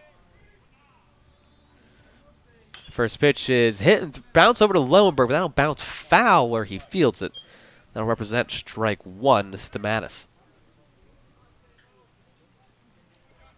Yeah, again another pitch where Lowenberg took his time to touch first base. I'm like, what are you doing? Just like last inning where it just went foul. It just bounces foul. So now 0-1 to Stamatis as Boyce delivers. Seems to be a changeup, misses high and outside to even up the count.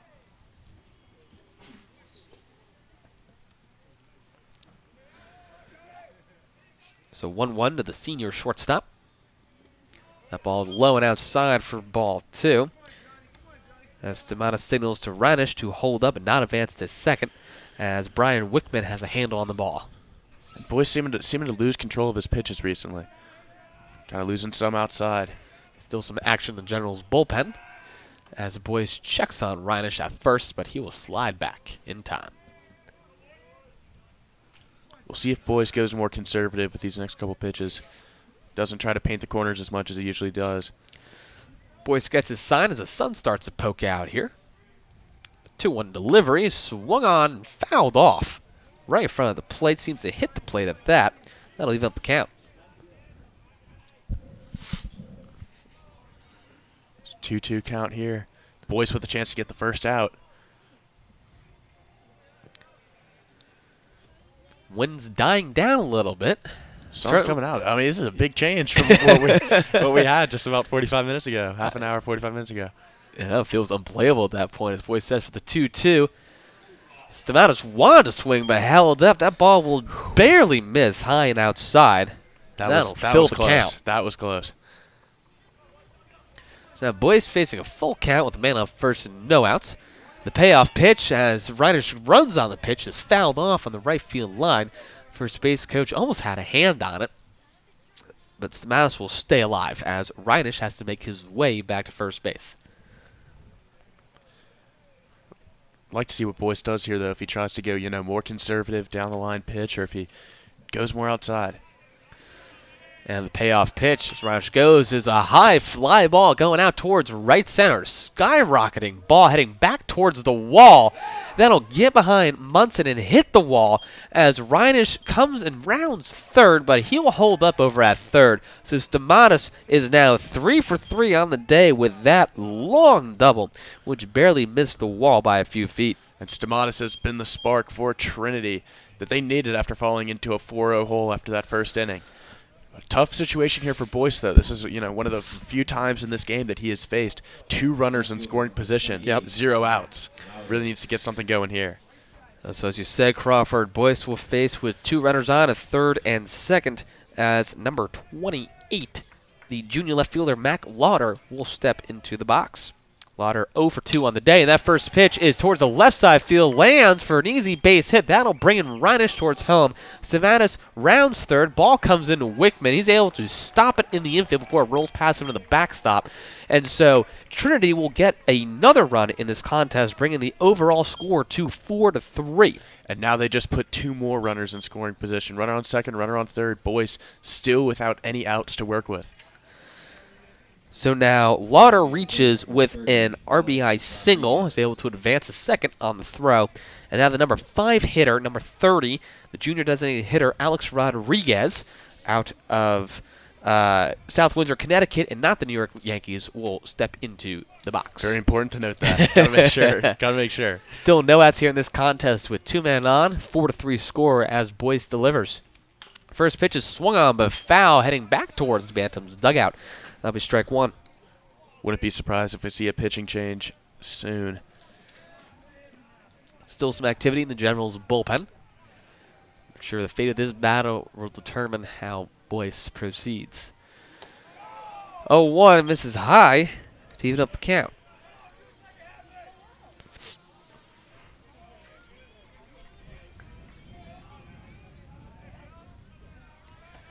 Boyce sets for the 1-1.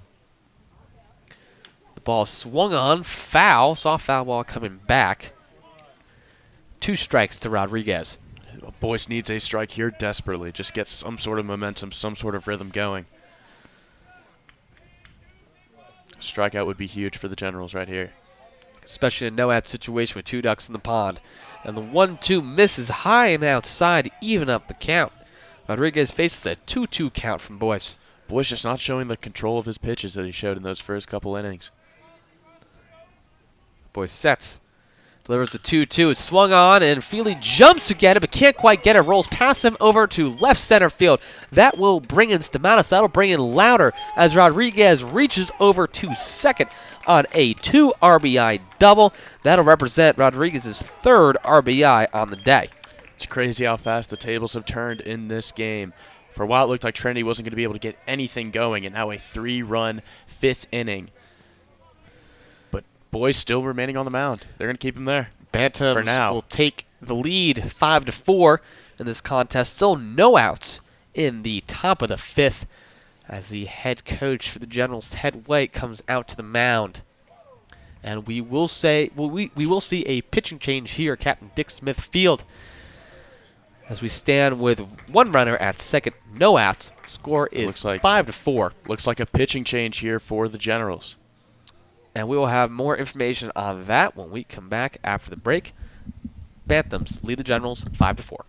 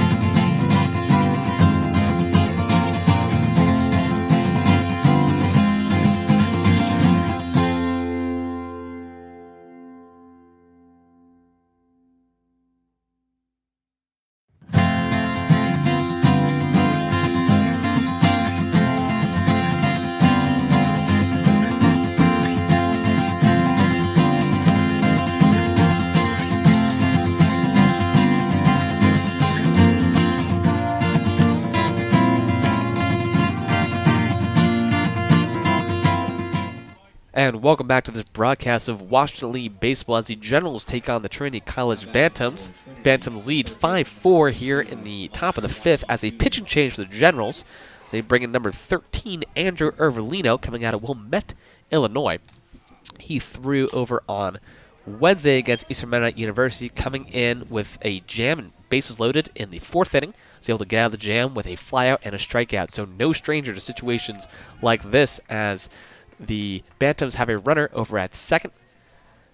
And now number 22, Guanchi Jr. steps into the plate as he has a 1-1 count. Yeah, Ervolino getting off to a quick start. Throws the first pitch as a strike. But credit to Boyce for a solid first couple innings. Really getting things established for the Generals early. And that's as the freshman third baseman fouls off a ball. So that'll be 2 strikes to Guanchi.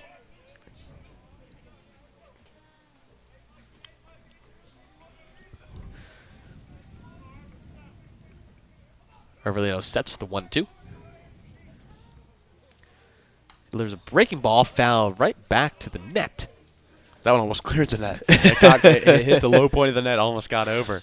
So now Guanchi stays alive as the right-handed sidearm thrower is seeking to get the first out in this inning.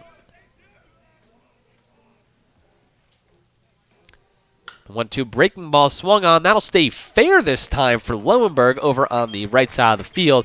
After the past 2 ground balls over to him, landed foul. That will stay fair. He's able to step on first base for the first out of the inning as Rodriguez advances over to third. Yeah, another tough situation here for the Generals. We'll see if Volpicelli can bail them out. Another runner in scoring position. Generals already down 1 after this big inning for Trinity.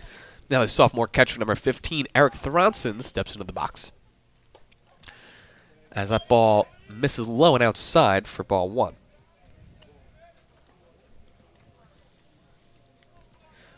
One out here as the Bantams lead the Generals 5-4. That ball swung on and driven over to left center field. That'll fall in no man's land as Whiteley comes over to pick it up, but that won't be enough. Rodriguez comes in and scores as the 4th Trinity run in this inning, bringing the score to 6-4, and Thronson reaches first on an RBI single. Trinity really letting everything go this inning, putting up 4 runs so far. Volpicelli and Boyce together struggling to contain the batting power of this team. 4 runs with 4 hits for the Bantams as number 1, Robbie Cronin, will step into the plate as he takes that ball low and just on the outside corner for strike 1. Now Thronson, the lone base runner over at first. 1 out, the top of the 5th. Ervolino goes to check on Thronson, but he'll be back.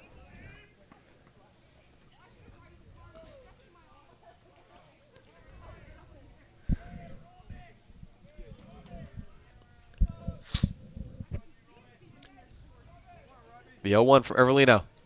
Breaking ball low, called strike 2. Ervolino really going to work here. 2 straight strikes. Big pitch for him here. Ervolino looking to generate that second out somehow here as he sets for the 0-2. Another breaking ball just misses. Not really sure where that missed from up here. Nonetheless, that'll be ball 1 to Cronin. Another one of those 50-50 calls. We've seen plenty of those today, but that pitch looked perfect from up here. That it did. Ervolino sets for the 1-2. Delivers, swung on over to second base. Gates able to get it. Attempts to turn 2, but still able to get Thronson out at second. But Cronin will reach first on the fielder's choice as they were not in time to get him. Great effort there by Cronin and by Gazen to try and turn 2 there. Just not enough time, but able to get the runner that could have caused the most damage for the Generals out. Good idea nonetheless. This will bring in the 9-hitter. Number 14, Jeff Stillman. Coming out of Scutate, Massachusetts. First pitch is a high fly ball going out to right field, but Munson doesn't have to move too much out there. Ball falls right into his glove for the 3rd and final out of this rally of an inning by the Trinity College Bantams. So the Bantams able to generate 4 runs off of 4 hits with no errors and 1 man left on base. To the bottom of the 5th we go. Due up for the Generals. 2, 3, 4. Jones, Vogelcelli, Lowenberg. Trinity leads 6-4 as we take a break.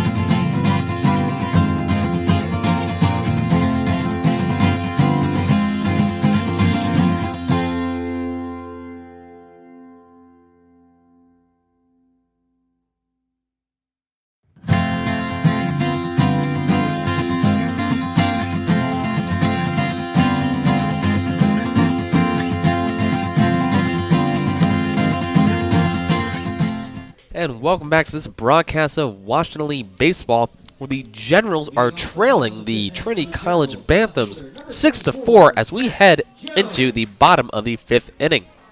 Leading off for the Generals is number 24, the senior left fielder, Matthew Jones, coming out of Henrico, Virginia. Jones over for 1 on the day with a flyout and a walk. And he represents one of the runs on the board for the Generals right now, as he takes ball 1 low.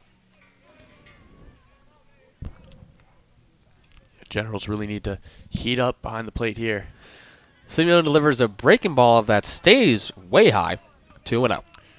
Generals right now have 4 runs off of 3 hits, but haven't had a single run since that first inning. They got hot quick and then sort of fell apart. You could blame the weather, could blame them just falling out of rhythm with the rain delay, but they have yet to get back into that rhythm that they had early in the game. As Jones fouls for strike 1, in the past 3 complete innings, Generals had 2 of them go 1-2-3. So certainly very quick for the Generals on the offense. Not what you're looking for to get back into this game against Trinity College. Simeone sets for the 2-1. Jones holds up his swing as that is high and inside for ball 3. Jones narrowly avoided being hit there by that pitch. He had those reflexes. WNL team as a whole has been showing off their reflexes. We've seen this a lot whole of game. reflexes today. This whole game. Well, Bocelli with that hard line drive coming right back to him. Few ground balls going right back up to the pitchers. And as the umpires have a small conference on the first base line, certainly a lot of reflexes, and even the coaches too. I mean, Trinity College's first base coach out of the line of fire on several foul balls so far.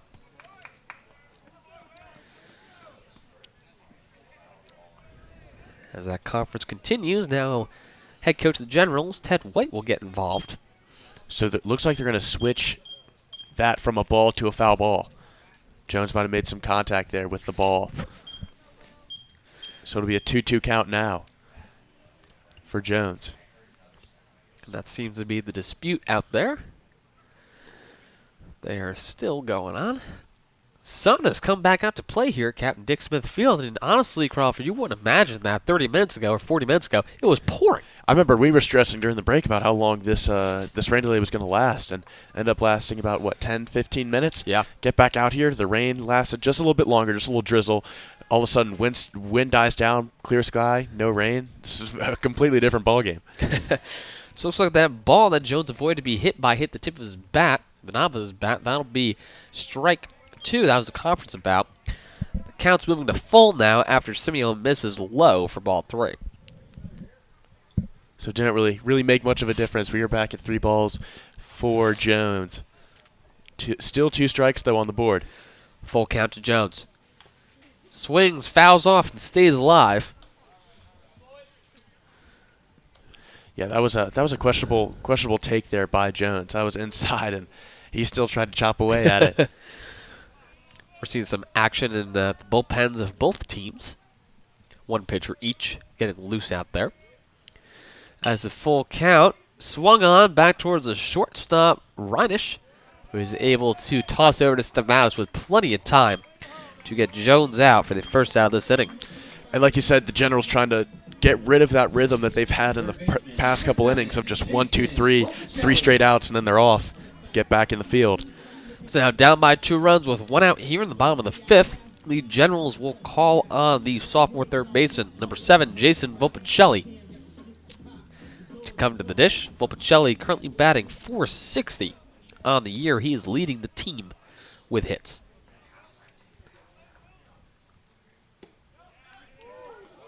And that first pitch is called just inside that strike zone for strike 1.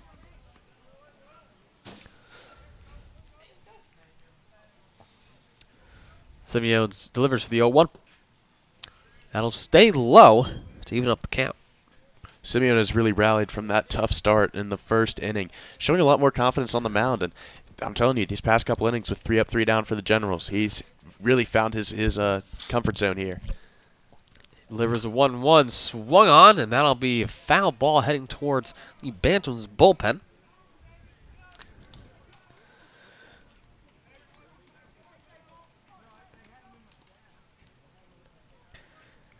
As you're saying, Crawford, out of the past 11 batters, Simeone only allowed 1 base run out of 11 batters. After allowing 4 runs in the bottom of the Yep. first.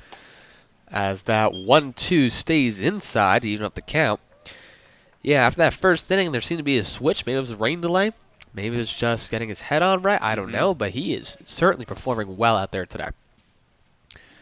It's a 2-2, a little bit of a golf swing. Foul ball arcing back towards us. And not only has Simeone gotten to his comfort zone, but the bats of Trinity have been there to back him up and put some runs on the board, erase that 4-0 deficit. Like the Generals getting most of their runs in the first inning, the Bantams were able to chip away until that breakout inning in the top of the 5th, where they're able to put 4 runs on the board. Simeone delivers a 2-2 curveball, fouled off. Volpicelli stays alive. Volpicelli fighting off everything right now. Definitely one of the guys to watch out for as we hit the halfway point in this season. Volpicelli leading the team in both batting average and slugging percentage. He's having a great year in the season so far. And that full count swung on, chopped a little bit over to the left side of the field. Guanchi misses, but Reinisch able to get over and pick up what he lost, able to throw it over to Stamatis to get the second out of the inning. Beautiful athletic player by Stamatis, showing off his flexibility and having to reach for that one. A little bit of confusion over there on the third base line. Nonetheless, Stamatis able to, Reinisch able to get over there and complete the throw to Stamatis to get the second out as number 19, the first baseman, Zach Lowenberg, steps to the dish. Simeone first pitch is hit right back over to Stamatis on first. He's able to field it cleanly and take care of himself, stepping on the bag for the third and final out of the inning. And that will be Simeone's third 1-2-3 inning since that first inning. So Generals, no runs with no hits, no errors, and no men left on base. To the top of the 6th we go. Due up for the Bantams. Top of the lineup. 1, 2, 3. Koperniak, Reinisch, Stamatis. Trinity leads 6-4 as we head into the break.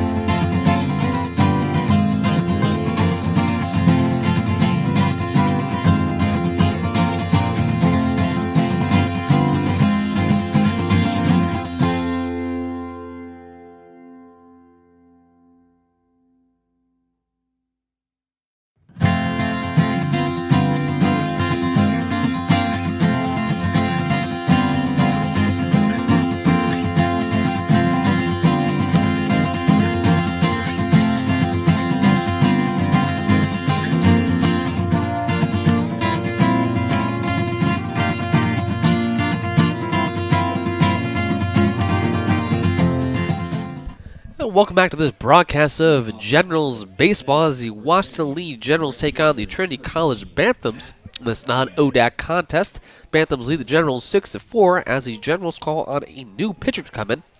Number 16, Ben Greer, the junior right-hander out of Richmond, Virginia. Greer for the first pitch misses outside for ball 1 to the leadoff hitter for the Banthams, number 20, Matt Koperniak. Yeah, I thought it was a little weird for the Generals to bring in Ervolino after pitching on Wednesday, putting him back in the game here. Doubleheader coming up. The Generals need to rest every arm that they have. It's a good move but for Greer to come in and see some action in today's game. Greer fires back with a strike, but misses this one low and inside for ball 2. Greer definitely with a much quicker release of his pitches. He gets right to it. And Greer able to get the second strike on the outside corner to even up the count. 2-2 count to Koperniak. Greer delivers. Ball's hit towards the right side hole, able to get past both Gazen and Lowenberg, falls right between them. Nothing you can do about that ball as Koperniak reaches first base on a leadoff single. Yeah, Gazen unable to get that ball. That one fell right through the hole between first and second. Shortstop number 2. Luckily only resulted in a single, though, for Trinity. Now the Banthams will call on number 2, Ben Reinisch, coming to the plate after that leadoff single. Greer working with no outs here in the top of the 6th. Greer able to stay inside that low and inside corner for a called strike 1. Yeah, Greer definitely finding the strike zone early in his pitching debut in this game. Doing a great job so far. Greer sets the 0-1 delivery, but instead goes to check on Koperniak over at first. But he slides back in time. Reinisch 0 for 2 on the day with a strikeout, a flyout, and a hit by pitch. As Greer checks on Koperniak again. You may remember that Koperniak back in the 4th inning. There was runners on the corners. Koperniak at first, Stillman at third. Was able to work himself into a rundown to bring Stillman in for, at that time, what was the Banthams' second run of the game. Of course, that was prior to their breakout inning with 4 runs. Now that pitch is a high fly ball. Maybe going towards foul territory. I don't know. Yes, it will be a foul ball. Lands just right on the line as both Gazen, Munson, and Lowenberg all crowded around that ball. Yeah, I was unable to see who caught it at first, but one of the 3 had the ball and bobbled it and it fell out of their glove. And it's tough, though, with the sun right in your eyes. It's going to be hard to track that ball and catch it. Yep, but Generals get another life as that was played out of the field of play. So that'll be a foul ball. Now Reinisch facing an 0-2 count to Greer. Greer sets, Koperniak still at first.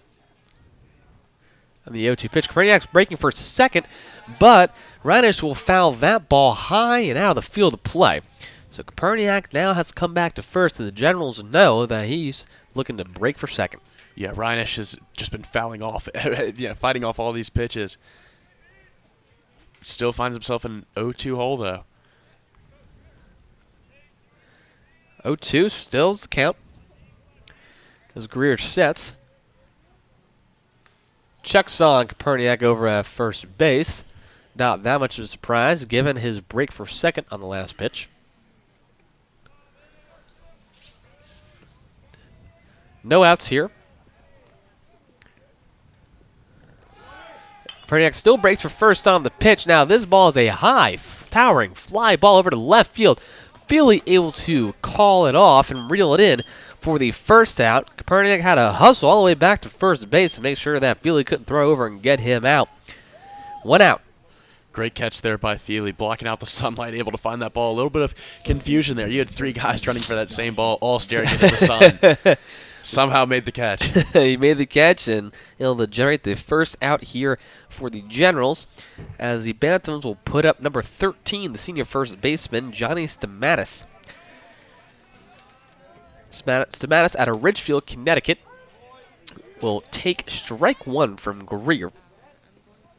Greer's done a great job at kind of doing the opposite of what Boyce did. Doesn't really go for many of the corners, just goes straight down the pipe. Stamatis red hot in the day, 3 for 3 with 2 singles and a double as he takes time out. Of the 3 times Stamatis has been on base today, he has scored twice.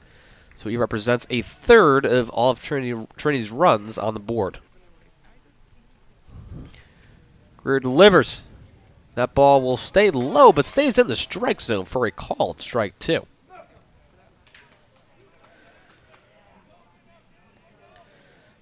Stamatis is no stranger to 2-strike counts in this contest as he faces yet another one.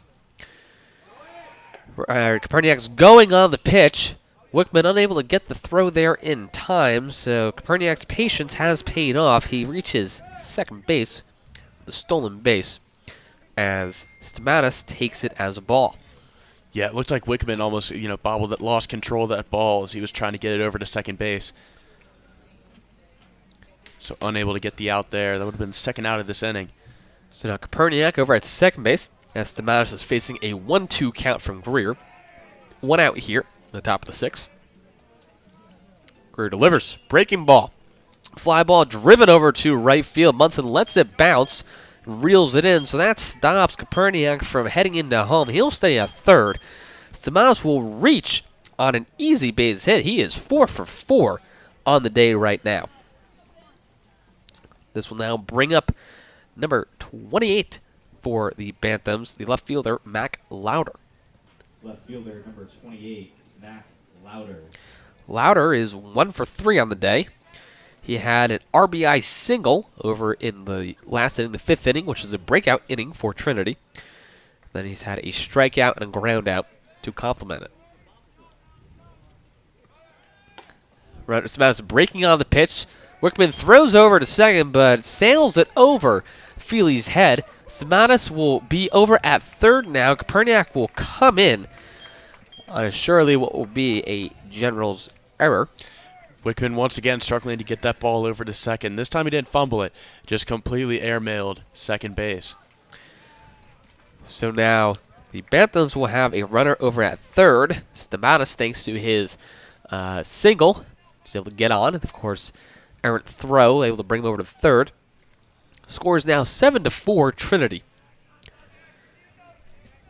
Louder takes that pitch as a ball, so the count is 1-0 as everybody sets back into their positions. The umpire puts his face mask on, so it's time to play ball again. Greer delivers. Big swing. Misses. Gives up the count. That was a monster swing from Louder at the plate. He wanted all of that one. Yes, he did.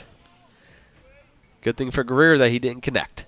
The 1-1 below and outside, but gets away from Wickman going back to the backstops. That will easily bring in Stamatis.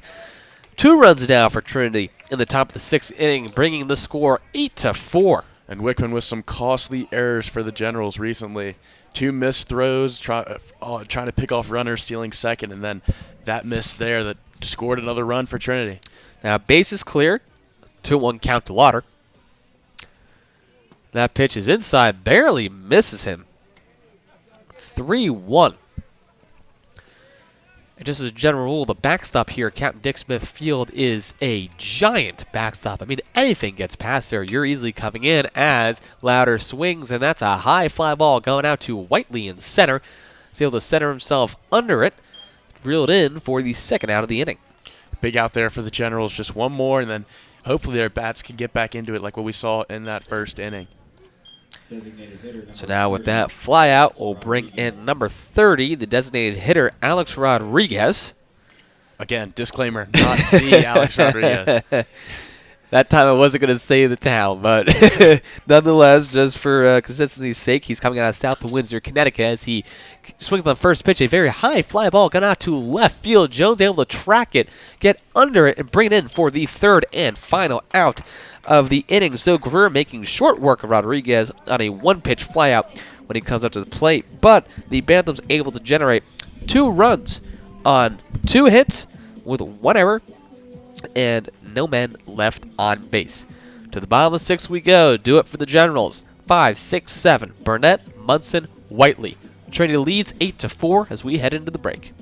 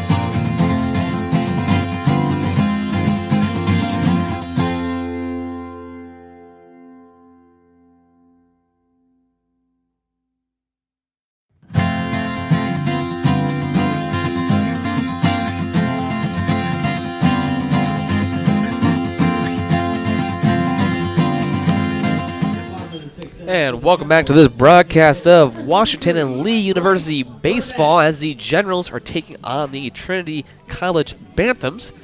Trinity leads the Generals 8-4 as we head into the bottom of the 6th inning, where leading off for the Generals we have number 33, Bryce Burnett, the junior designated hitter. Simeon still in there as his first pitch is hit on and driven to right field. Lands over in no man's land right by the line, but stays in play. So Burnett reaches on a first pitch leadoff single. And the first time in a while that we've seen a General on base thanks to an actual hit, not an error. And Burnett actually was the last base runner the Generals had all the way back in the 3rd inning. Wow. Where he drew a walk to get on the first hit the Generals have had since the 1st inning. This will bring in number 14, the right fielder, Ryan Munson, to the plate. As Simeon checks on Burnett at first base. Yes, the hit prior to Burnett's hit came from Matt Whiteley in the 1st inning where he had an RBI single. So Burnett breaks the drought early in this inning for the Generals as Munson takes a ball just off the corner for strike one.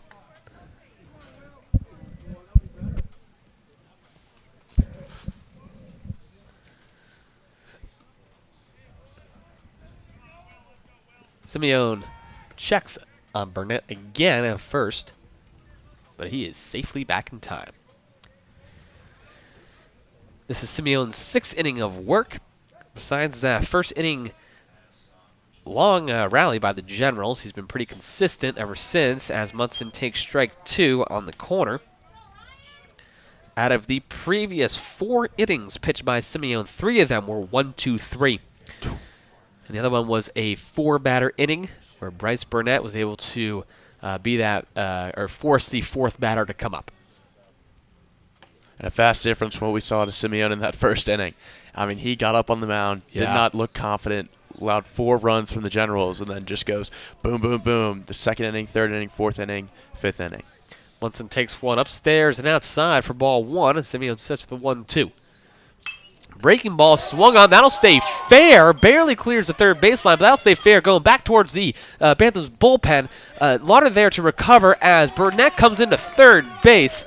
Munson in with a stand-up double. That was a hard-hit ball in a perfectly placed spot, and Lauder just couldn't help anything. That ball was way out of his reach. Yeah, that's always a tough ball to judge there. That was right on the line. That was a 50-50 ball. Now this will prompt the head coach of the Banthams to come out to the mound for a quick chat. We've seen some activity in the Banthams bullpen for the past 3 innings. So they certainly have guys loose and ready to go on the bench.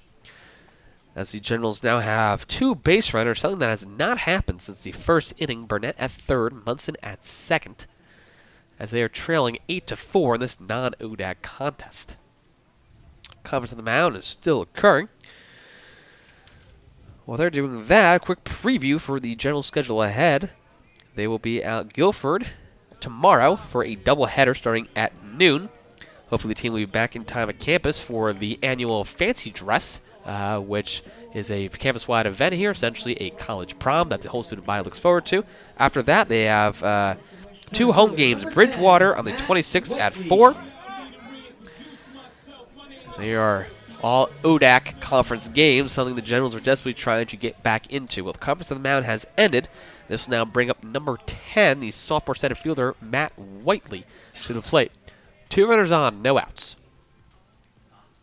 Simeon delivers a hard fastball high, just outside for ball 1.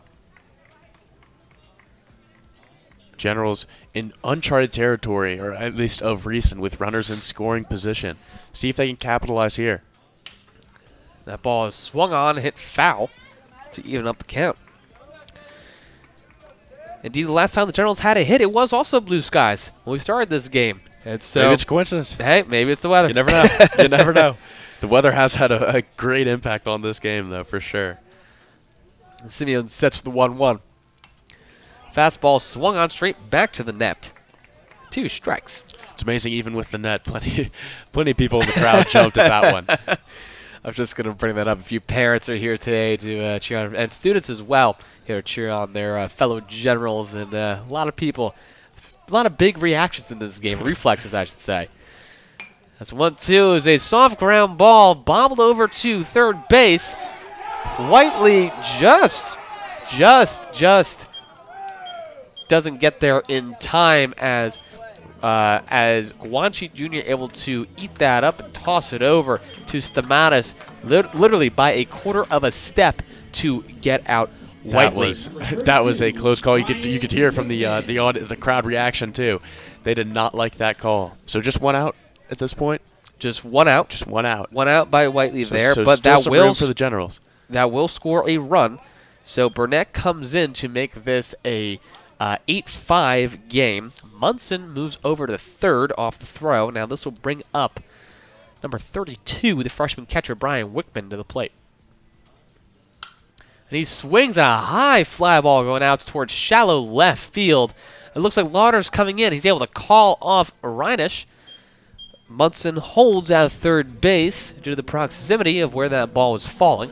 And the Generals, after sitting with a lot of potential, all of a sudden, look at the scoreboard. You've got 2 outs and just 1 run. So now Munson still stays at third.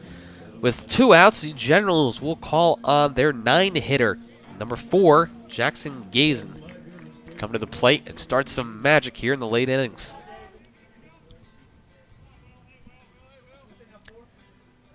Trinity leads 8-5. First pitch is swung on, out of play and foul for strike 1. Chadwick Feely's on the on-deck circle. He represents the tying run right now.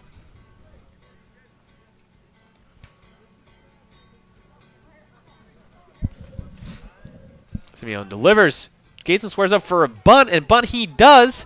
And he's able to beat out the throw at first base and score Munson as well. Now, due to some miscommunication going on in the field, Gaz's able to advance to second. Missed throws. Now he's going to third base. So due to the placement of that bunt and the wheels on Gaze, he's able to beat out the throw at first base. Wow. An RBI bunt at that. And it turns into a triple for And Gazen. it turns into a triple thanks to a combination of miscommunication and the Bantams just not paying attention in the field. They'll get over to second when no one's looking, and an errant throw has a move over to third. So now the Generals are have cut the lead in half, trailing now 8-6. And this will bring up the top of the order for the Generals, number 8, Chadwick Feely, the senior shortstop.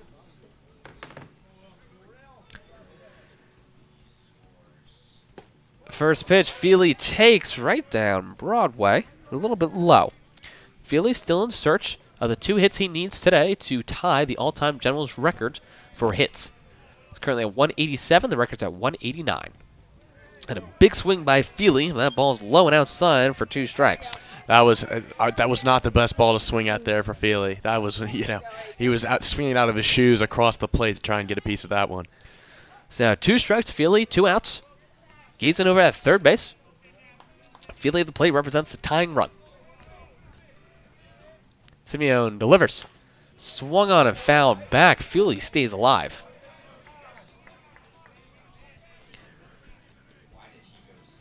Feely 0 for 3 in this contest so far. The strikeout, flyout, but he was able to get on base as the leadoff batter thanks to an error on the third baseman, Mike Guanchi Jr. Simeon with the 0-2. Breaking ball will stay on the outside corner for a called strike 3. Philly's second strike backwards K on the day. So even though the rally ended, Generals still able to generate 2 runs off of 3 hits, no errors, and 1 man left on base. On to the top of the 7 we go. Due up for the Banthams is 6, 7, 8. Guanchi Jr., Thronson, Cronin. Trinity now leads 8-6 as we head into the break.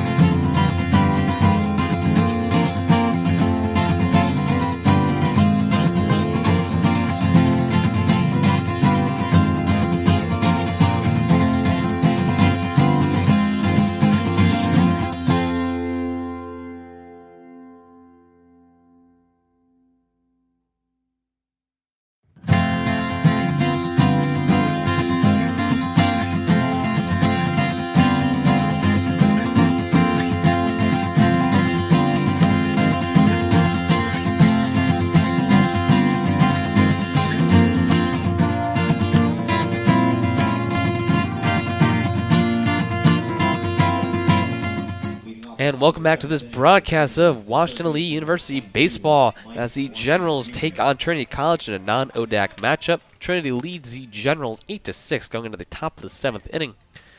The Generals will call in a new pitcher, Kenneth Hartsfeld, as leading off for the Banthams. Number 22, Guanchi Jr. is able to take the first pitch, drive it right back up the center. Able to get on by a base hit. So the new pitcher coming in for the Generals in relief of Ben Greer is number 3, Kenneth Hartsfeld, the junior right-hander coming out of Marietta, Georgia. Yeah, Guanchi, the line drive by Guanchi Jr. kind of catching Hartsfeld off guard. He was not ready for that, not able to get the ball, collect it, and get it over to first base in time. Now this will bring in number 15, the catcher, Eric Thronson, to the plate, as Hartsfeld misses low for ball 1. So Hartsfeld facing a run around first, no outs, on the top of the 7th.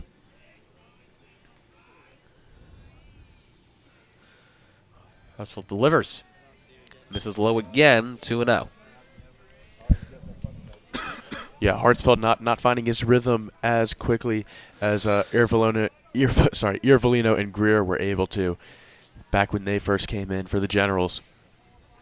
And certainly not the rhythm that Simeon on the other side has found through innings 2 through 5. Thronson fouls this one out off back towards us, the first strike. It's definitely gonna take one at bat for Hartsfeld to kind of get in his rhythm and get going. But the Generals can't afford any more mistakes at this point. Hartsfeld's working with a 2-1 count now. He kicks and delivers inside off the corner for the 3rd ball. Of course, the Generals, running a heavy pitching rotation today in anticipation for a heavy schedule in the next couple days with that doubleheader and several subsequent games. Absolutely. Hartsfeld able to get Thronson to swing on the 3-1 to fill up the count. In the next 4 games, the Generals are next 5 games, the Generals are all ODAC games, so very important games. The Generals, as that 3-2 misses inside, almost hits Thronson. He advances to first. Guanchi moves over to second, as now number 1, Robbie Cronin, the second baseman, comes up to the dish. So right now in the ODAC, the Generals are 2-6. They are essentially third from last in the ODAC. Their overall record of 8-10. Leading the ODAC right now is Roanoke with a 5-0 record. You may remember last weekend the Generals were swept by Roanoke at a home doubleheader.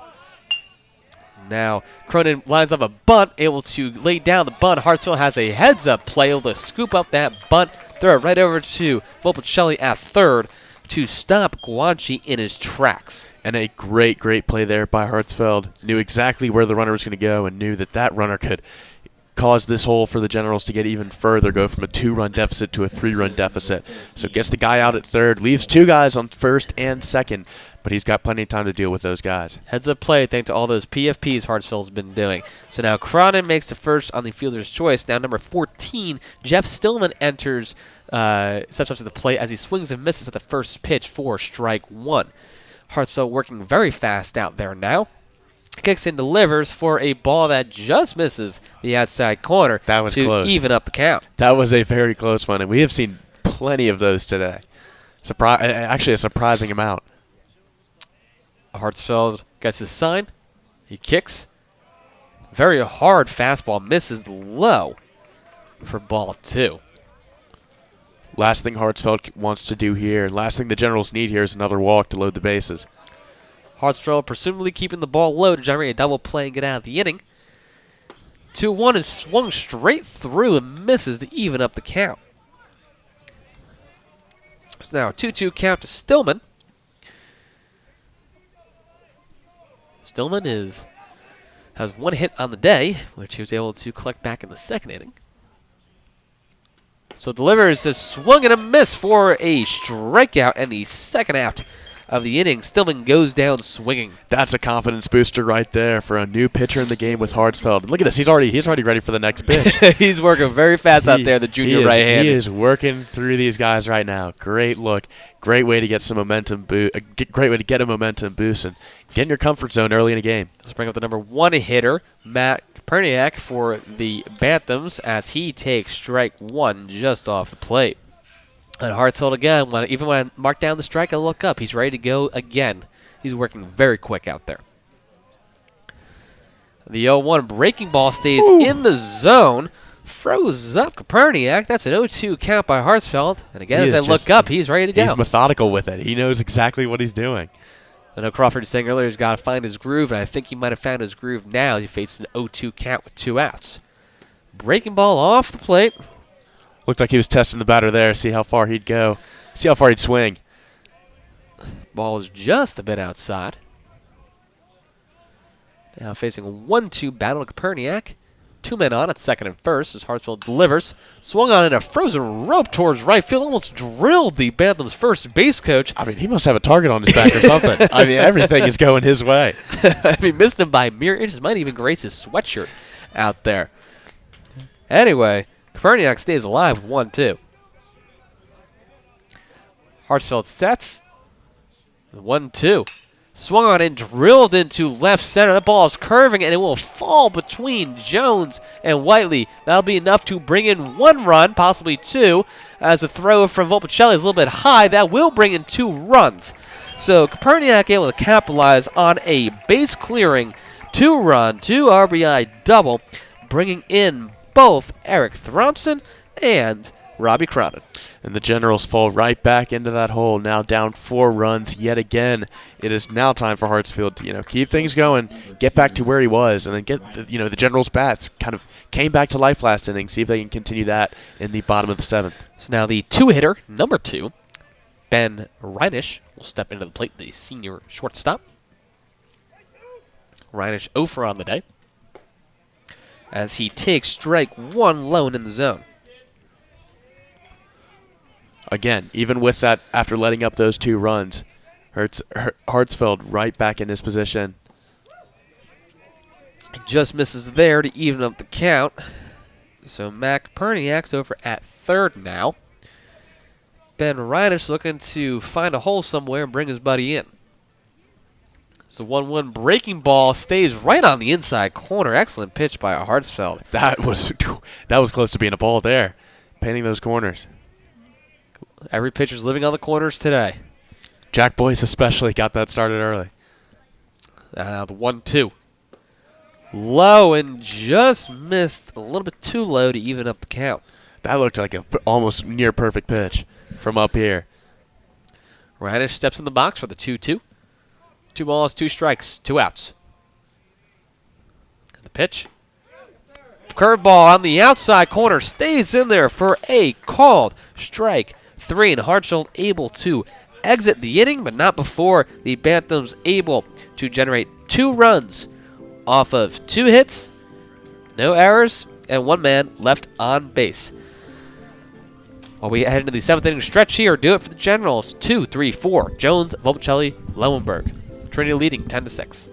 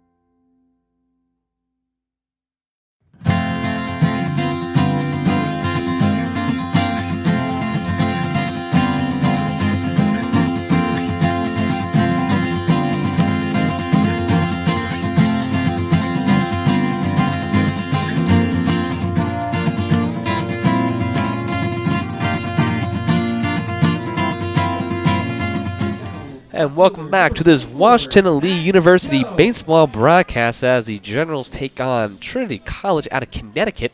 The Banthams are leading the Generals 10-6. We head into the bottom of the 7th. Leading off for the Generals is number 24, the senior left fielder Matthew Jones. He'll be facing Simeon as he enters his 7th inning out there. And the first pitch is fouled off, going back towards the Banthams bullpen, strike 1. Generals bats really need to heat up. We saw some signs of life in the bottom of the 6th inning. However, that was very short-lived. Only able to get 1 run off of that spurt there. Now Simeon sets the 0-1. Breaking ball stays on the outside corner. Called strike 2. It's crazy to think that Simeon is still in this game, and the Generals are now on their 4th pitcher as we enter the 7th inning, or bottom of the 7th inning. He is certainly going the distance as Jones fouls that one off out of the field of play. Simeon having a good day so far, allowing only 1 base runner and 12 batters through the 2nd through 5th innings. It fell apart a little bit in the 6th, allowing 2 runs to come in off 3 hits and an error. Now he enters the 7th as he has no balls and 2 strikes to Matthew Jones. The 0-2 is swung on to the shortstop, Reinish. He's able to field it nicely and toss it over to Stamatis for a routine 6-3. And a quick out there for the Generals. They can't fall back into that pattern that they had in the 2nd, 3rd, and 4th inning where it's just 3 up, 3 down. Let's now bring in number 7, the sophomore third baseman, Jason Volpicelli. Volpicelli, before entering the game, leads the Generals in terms of batting average. He's batting .460 on the season. But in this game, he's 0 for 3 with 2 flyouts and a ground out.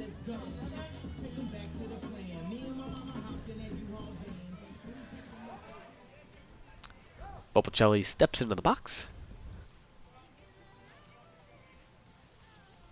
Simeon's first pitch just misses the outside corner, ball 1. Generals remain pretty stagnant here on offense. 1-0 to Volpicelli. 1-0 pitch misses just a bit off the plate. Another very close call. Simeon working out the windup. 2-0 pitch. Swung on and missed for strike one. That was a good pitch to swing on. We've seen some very questionable decisions by batters to almost like reach across the plate or take a golf swing and try and get the ball. But that was a good swing there. Good take. Really good one. So now a 2-1 count to Volpicelli as that ball is now swung on and fouled way out of play. That one might be at the ropes course thing over there. That one, it was The way out umpire there. tower. Well, yes, a first-year general will be shortly making his way out there to go collect that foul ball. As 2-2 is a breaking ball swung on towards the second baseman Cronin. He's able to reel it in and toss over to Stamatis for a routine 4-3 ground out. Again, 2 quick outs for the Generals. I feel like we've seen this before. About 4 innings in a row.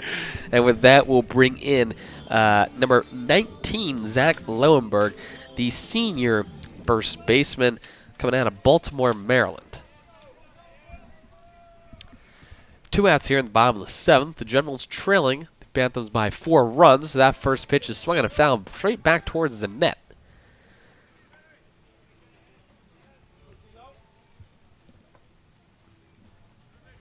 As Bryce Burnett, the on-deck circle, hustles over and grabs it to save the umpire some work. The 0-1 pitch is swung on and driven towards the hole on the right side. It passes through Cronin into the outfield, where Stillman and center is able to scoop it up and prevent Lowenberg from reaching any further. So Lowenberg able to get out with a 2-out single. This will now bring up number 33, Bryce Burnett, the junior designated hitter. And Burnett has had himself a good game so far. We'll see if he can capitalize off of Lowenberg's hit there. Burnett on the day is 2 for 2. He's had a 2 RBI single in the first inning. He walked in the third and had another single to break the drought last inning in the 6th inning. Before Burnett was able to get that single in the 6th, the last hit for the Generals came in the 1st inning by Matt Whiteley. The 0-1 stays way inside for ball 1.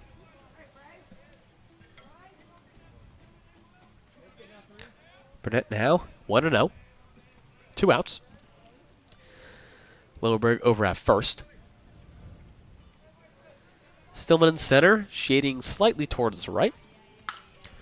So that ball is fouled, heading back towards the Banthams bullpen. See if Burnett can continue his hot streak here and go 3 for 3 on the day. Generals need it, though. With 2 outs on the board, bottom of the 7th, time is running out to mount a comeback and erase this 4-run deficit.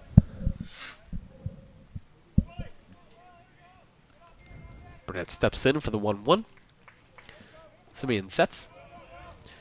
He delivers, swung on towards Stamatis at first, but able to get a handle out before it goes up to Koperniak in right field. Able to stop it and step on first base for the 3rd out of the inning. That'll be a 3U for you fans scoring at home. So the Generals not able to get a run. They had 1 hit, no errors, and 1 man left on base. Trinity still leads 10-6 in this contest. To the top of the 8th we go. Due up for Trinity is 3-4-5, Stamatis, Lauder, and Rodriguez. We'll be back after the break.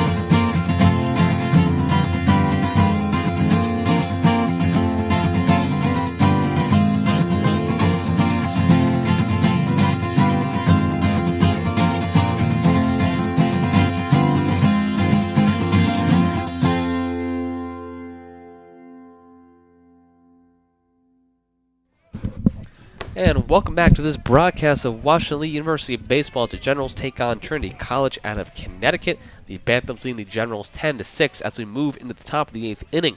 Leading off for the Banthams is number 13, Johnny Stamatis, the first baseman, as he takes the first pitch for a strike.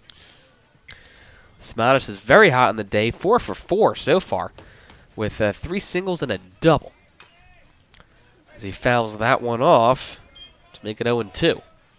Hartsfeld getting right back to work. He still does that little thing where he just stares down the batter until the batter steps back in the box. He's always ready for that next pitch. He just cranks through these batters. Working very fast out there indeed. Stamatis represents 3 of the 10 runs by the Bantams in this contest, scoring in the 3rd, 5th, and 6th innings. Hartsfeld sets for the 0-2. Delivers, and that ball is swung on and will land for the 5th hit of the day for Stamatis. Lands right in shallow center field. Blooper single, and now he is 5 for 5. Kind of broke up a little run that Hartsfeld was going on there. 2 straight strikes. Just found the perfect hole. It looked like Stillman might have, or not Stillman, sorry, Whiteley might have had a chance to field it, but it dropped just in front of him. This will now bring in number 28, the junior left fielder, Mac Lauder. Lauder on the day is 1 for 4. He singled back in the 5th inning. First pitch from Hartsfeld. Lands low but in the strike zone for a called strike.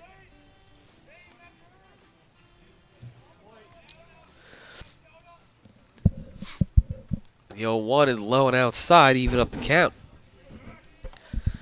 Now, Crawford, I know we were talking about Johnny Stamatis going 5 for 5 on the day, but if he was wearing the blue and white out there, he would have tied with Chadwick Feely for the most hits in a game, which is 5. Wow. Feely set that on February 22nd in 2017. So Feely could have a bunch of records by the end of this season. He could have some hardware. We were talking earlier about Chadwick Feely in the search for 2 hits to tie the program record for most hits by any player. The current record's at 189. Feely is at 187. Currently, Feely is 0 for on the day. Now Hartsfeld misses low and outside to bring the count to 3-1 to Lauder. Yeah, Hartsfeld needs to get back in the strike column. He had 2 straight strikes on the last batter before that bloop into center field. 3-1 is never a good count for a pitcher to face. Hartsfeld sets. Stamatis is going on the pitch. Wickman fires, but it won't be in time. Wickman definitely getting the throw there a lot better than he has with the past couple throws. As you remember, he had an off-target throw that caused a batter to steal second, and then also airmailed second, which brought a couple runs in for Trinity. So Stamatis makes a second on the stolen base. Now a full count to Lauder as Hartsfeld delivers. That ball will be outside for ball number 4. And all of a sudden, 2 runners on for Trinity. Not what the Generals are looking for when they're trying to climb back out of this deficit. So with 2 runners on, Stamatis at second, Lauder at first. This will bring up the designated hitter, number 30, Alex Rodriguez. And for you fans listening at home, you know by now this is not the same Rodriguez you may have heard of a couple years ago, who recently got engaged to J-Lo, right? He did. Anyway, the first pitch is low and gets behind Wickman going back to this gigantic backstop here at Captain Dick Smith Field. And that'll be plenty of coverage for both Stamatis and Lauder to advance to 3rd and 2nd respectively. So once again, runners in scoring position for Trinity. This is not what the Generals were looking for, with actually no outs here in the top of the 8th. Generals have 2 RMs loosening up in the bullpen as Hartsfeld faces a 1-0 to Rodriguez. First pitch is swung on and fouled back towards his net to even up the count. Yeah, Hartsfeld cannot get out of this hole on his own. It's going to take some solid fielding from the infielders to help him out. Hartsfeld worked with a 1-1 count. That ball seemed to slip a little bit as it lands vastly inside. Rodriguez got a duck to move out of the way. 2-1.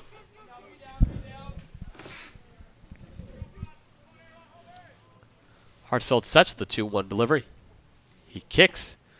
Big swing. Rodriguez swings straight through to even it up. 2-2. Just what Hartsfeld needs there. Once again, he's got that stare down going on the mound. He's ready. This is a big pitch for him. 2 balls, 2 strikes, no outs here in the top of the 8th. Then at 3rd and 2nd, Hartsfeld delivers. Ball is swung straight through. big strikeout for Hartsfeld, the first out of this inning. And a big confidence booster for him. That is huge. Now with that strikeout, we'll bring up number 22, Mike Guanchi Jr., the freshman third baseman. Guanchi is 1 for 4 on the day with a single in the 7th inning. And that ball seems to get away again, and that will bring in Stamatis into home with plenty of time. That also moved Lauder over to third base. Yeah, it looked like that almost skimmed off of Guanchi's shoulder. It got close to his head. That pitch was up there. Able to duck out of the way in time with the ball heading towards this enormous backstop. That's plenty to bring in Stamatis. So now the lead is 11-6. Second pitch from Hartsfeld seems to be right where the previous one was, just a little bit more towards his plate. 2 balls. Things getting out of hand quickly for Hartsfeld. He needs to rein it back in. Losing control of his pitches a little bit. Hartsfeld now working with 1 runner on. Lauder at third base. 2 balls. No strikes. The pitch is swung on and missed for the first strike to Guanchi. Hartsfeld still with plenty of work to do left to get out of this inning. But 2 strikes here would be huge. Hartsfeld sets for the 2-1. Kicks and fires. That ball is battled back towards Hartsfeld. He's able to eat it up and throw it over to Lowenberg at first base. And it seemed like Guanchi wanted to check his swing of sorts, but the ball hit and went right back up to Hartsfeld. Yeah, good look by Hartsfeld there, too. Also, turning his head to see the third base runner, seeing if he was going to advance, and then making the throw to first to get the easy out there. So now 2 outs in the top of the 8th. We'll bring in number 15, the sophomore catcher, Eric Thronson. He's working with 2 outs and a runner on third base as the first pitch is fouled out of play. So Hartsfeld might be able to get out of here with minimal damage if he can get a strikeout here. Absolutely. Or at least an out. Absolutely. He still has Mac Lauder at third base, who was walked by Hartsfeld. No balls, 1 strike to Thronson. That ball is low and outside. Thronson certainly thought about it, but thought twice and held a swing to even the count.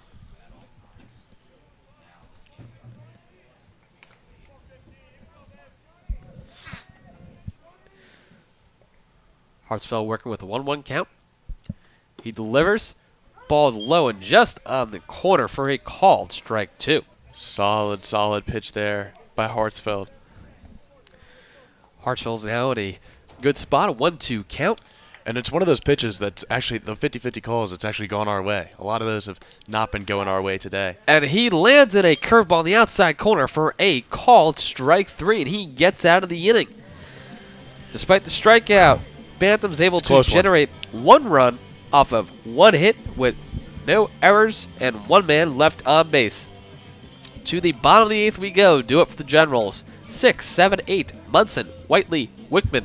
Trinity leading this contest 11-6, and we will be back.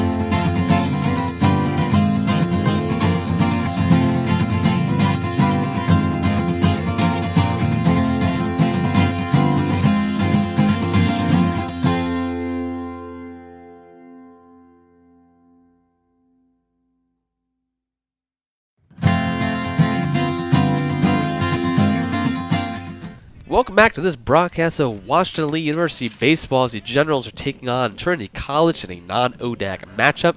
The Banthams leading the Generals 11-6. We head into the bottom of the 8th inning. And this will close the day out for number 27. Number 27, Will Simeone for the Banthams. And they will call on now number 4, Justin Olson, to head to the mound. The sophomore right-handers out of Avon, Connecticut. He will face number 14, Ryan Munson, his first batter, as Munson takes a strike low for the first pitch. First strike, first pitch. That's a pretty good start here. Olson delivers. Fastball outside to even the count. We'll see how long it takes Olson to get into his rhythm here. This is only the second pitcher again for Trinity. 1-1 pitch is inside and gets away from Thronson, but doesn't matter. Nobody's on. 2-1. It's been interesting to see, though, especially now with Olson on the mound, how long it takes each pitcher to adapt. Oh, yeah. And, get going and get in their rhythm. With Jack Boyce, it took about an inning, and he was already going.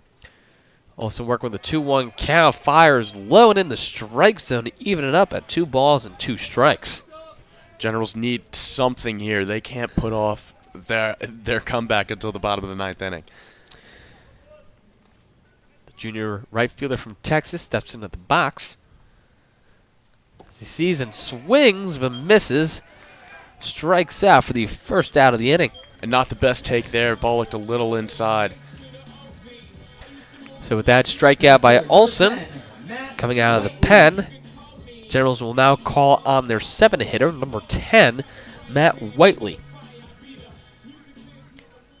Whiteley on the day is 1 for 3 as he takes strike 1. Olson is just lighting up these Generals batters right now. He's going to work quick. Still some activity in the Banthams bullpen. One person's getting loose as Olson fires but misses low and outside. 1-1. Wind beginning to pick up again here. Captain Dick Smith fields the flags in right center, waving. As Whiteley swings and gives a nice soft ground ball to Cronin at second base. He's able to toss over to Stamatis at first for a routine out. 2 up, 2 down. Big catcher number 32. Now, Generals really with their backs against the wall at this point. They are 4 outs away from the end of this game. and now number 32, the freshman catcher Brian Wickman, comes the dish. 2 outs here in the bottom of the 8th as Olson fires a breaking ball low for a called strike. Looked to be a slider from up here. Olson working out of the windup, delivers another breaking ball in the outside corner for 2 strikes. He is lighting it up right now. Wickman still in search of his 3rd hit of his career. Gets in the box, and he takes strike 3 on the outside corner, just where the previous pitch was. So the Generals go 1-2-3 by Justin Olson this inning. No runs, no hits, no errors, and no men left on base. Trinity still leads 11-6. We head into the top of the 9th. Due up for the Banthams is 8-9 top. Cronin, Stillman, Koperniak. And we'll be back after this break.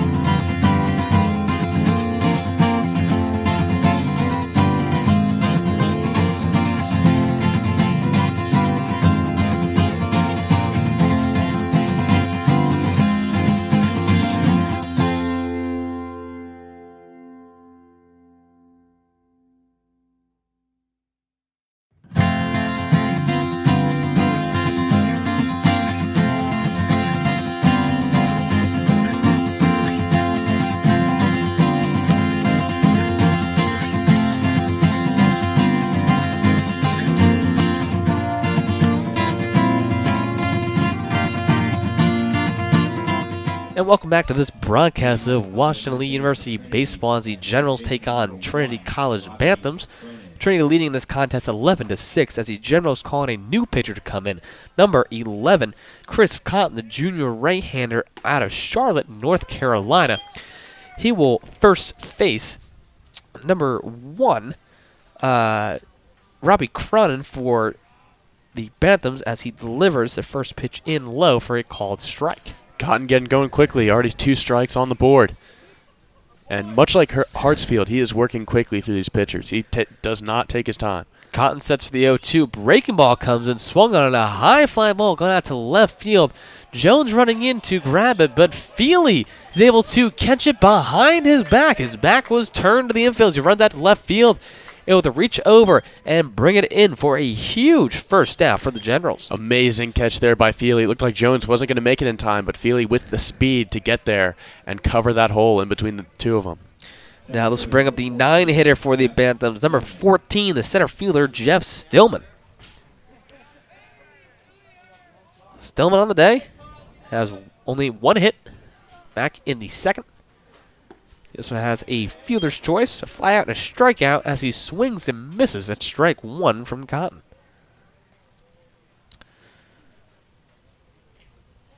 Cotton working out of the stretch. Delivers strike 2 right down Broadway. Cotton still out the stretch despite no runners on base as he sets for the 0-2 delivery. Comes in, breaking ball, swung on and missed. Had to take Stillman out of the batter's box to reach around thanks to his momentum, and that'll be the second out for the Generals in the top of the 9th. I've seen a lot of questionable takes today, but that one, that one might take the cake. That he was swinging way out of his shoes. And now the Banthams will come to the top of their lineup as number 20, the junior right fielder Mac Perniak steps into the box as he will see the first ball from Cotton.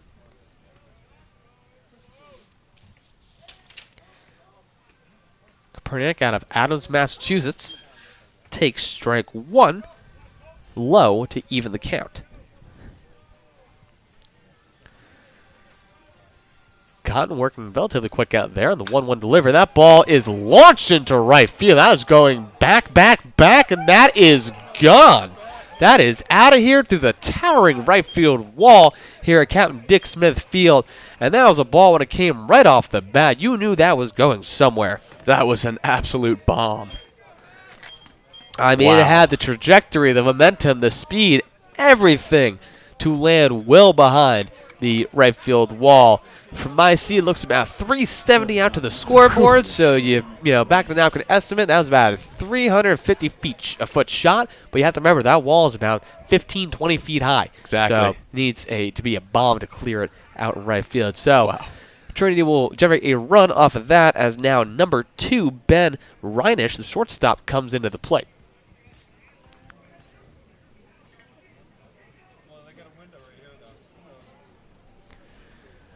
Cotton sets after that bomb, delivers a breaking ball in the strike zone. Excellent pitch for strike 1. Yeah, good job by Cotton, kind of eliminating the mental block that definitely could have been put in place after giving up a home run.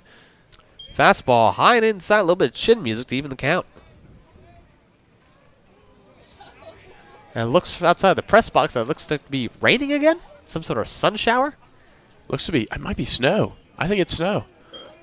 Can't win with this March weather as Reinisch takes a ball of 2-1. It's snowing. It is snowing outside. Incredible. We've seen rain, snow, sunshine, wind, everything. Everything today. All in the span of this game. As Reinisch takes strike 2 low, but down the middle. Who would have thought? Who would have thought? On a typical day in late March. The 2-2 pitch, break outside corner, fills up the count. Now we had that rain delay back in the second inning, top of the second inning. For just downpours and massive wind. The wind's still picking up here in the top of the 9th. All sorts of weather as a 3-2 misses low and outside. And now Reinisch will reach first base on a walk by Chris Cotton. First baseman number 13. Now, I just still can't get over the fact that we're seeing snow today. It's unbelievable. just can't win. Well, hopefully the snow will end before Washington Lee's traditional fancy dress tomorrow. Now this will bring up the 3-hitter for the Bantams, number 13, Johnny Stamatis.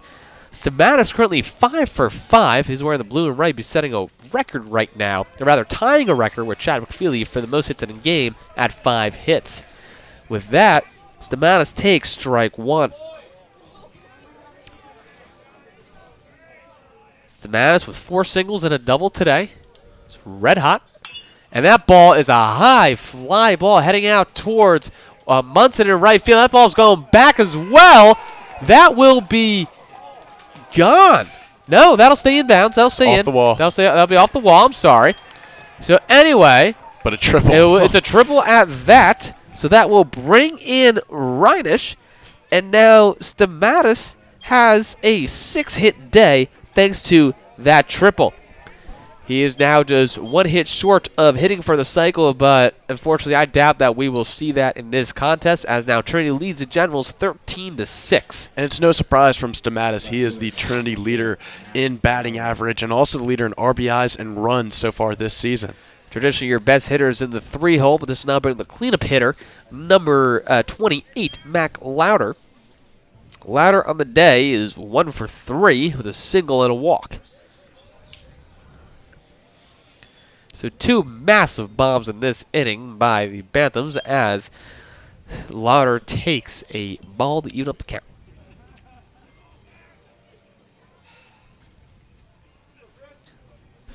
Cotton sets the 1-1.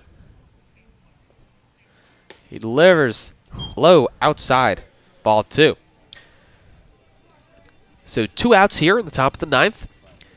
Stamatis over at third thanks to that stand-up triple. The 2-1 is swung on head towards a hole towards shortstop. Feely able to scoop it up and has an attempt to throw across his body, but he knows he should hold it as he's not going to get Louder out. So Louder will reach on a base hit, but that will be enough to bring in Stamatis to score. That'll be the 3rd run for the Bantams this inning to bring the total score of 14-6. Trinity leading the Generals. As now, number 30, the designated hitter, Alex Rodriguez, will step into the box.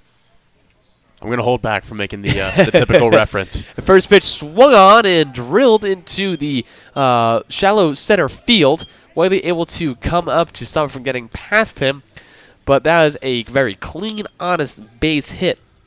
So now we have 2 runners on here. We have Louder at second, Rodriguez at first, both getting on by singles, as Chris Cotton will now face number 22, the freshman third baseman, Mike Guanchi Jr. First pitch will be a breaking ball. It stays low, but called for a strike. So 2 outs here, top of the 9th. General still looking for that final out to bring him in to go hit. Breaking ball is swung on and solid base hit to left field. Now, Louder's coming around third, and he will come in to score with plenty of time, as Jones seemed he couldn't get a good handle on the ball to throw it in. So now we still have runners at first and second. This time Rodriguez and Louder respectively, Rodriguez and Guanchi respectively, as Louder comes in to score. And a little conference on the mound here. Generals need to stop the bleeding desperately. 15-6. Deficit just keeps growing. This is the second 4-run inning for the Bantams in this contest. They had another 4-run inning over in the top of the 5th. So now Rodriguez over at second. Guanchi Jr. over at first.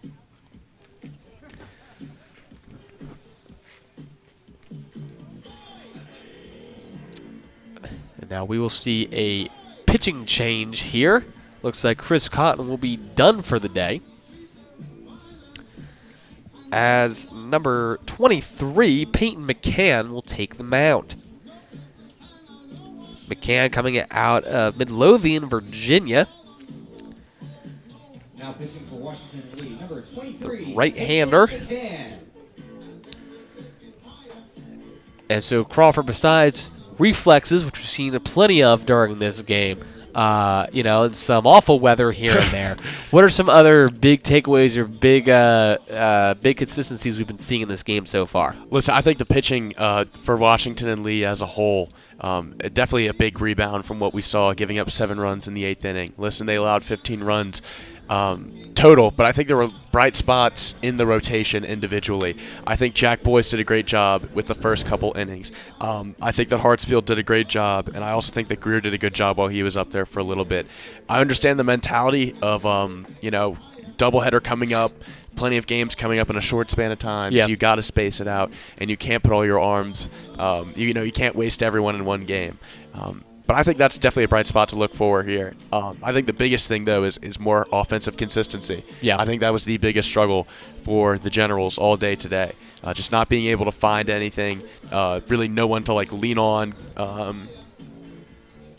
So I think that's the biggest thing that the Generals need to focus on is finding a good batting rotation where you have guys that you can lean on to get a couple hits here and there, because those 3 or 4 innings where Simeon was able to put up 3 up 3 down, that's what killed the Generals right there. And so after tossing his 8 pitches out there to the tune of Electric Avenue, Peyton McCann will face number 15 Eric Thronston, the catcher for Trinity, as McCann delivers a strike on the outside corner.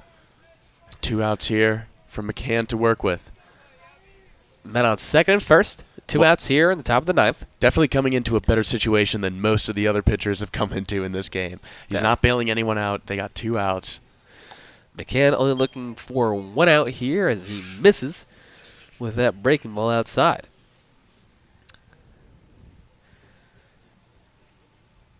McCann sets for the 1-1. Kicks, ball's high, 2-1. When not on the baseball field, Peyton McCann is also involved with Washington Lee's own mock convention, serving on the platform committee.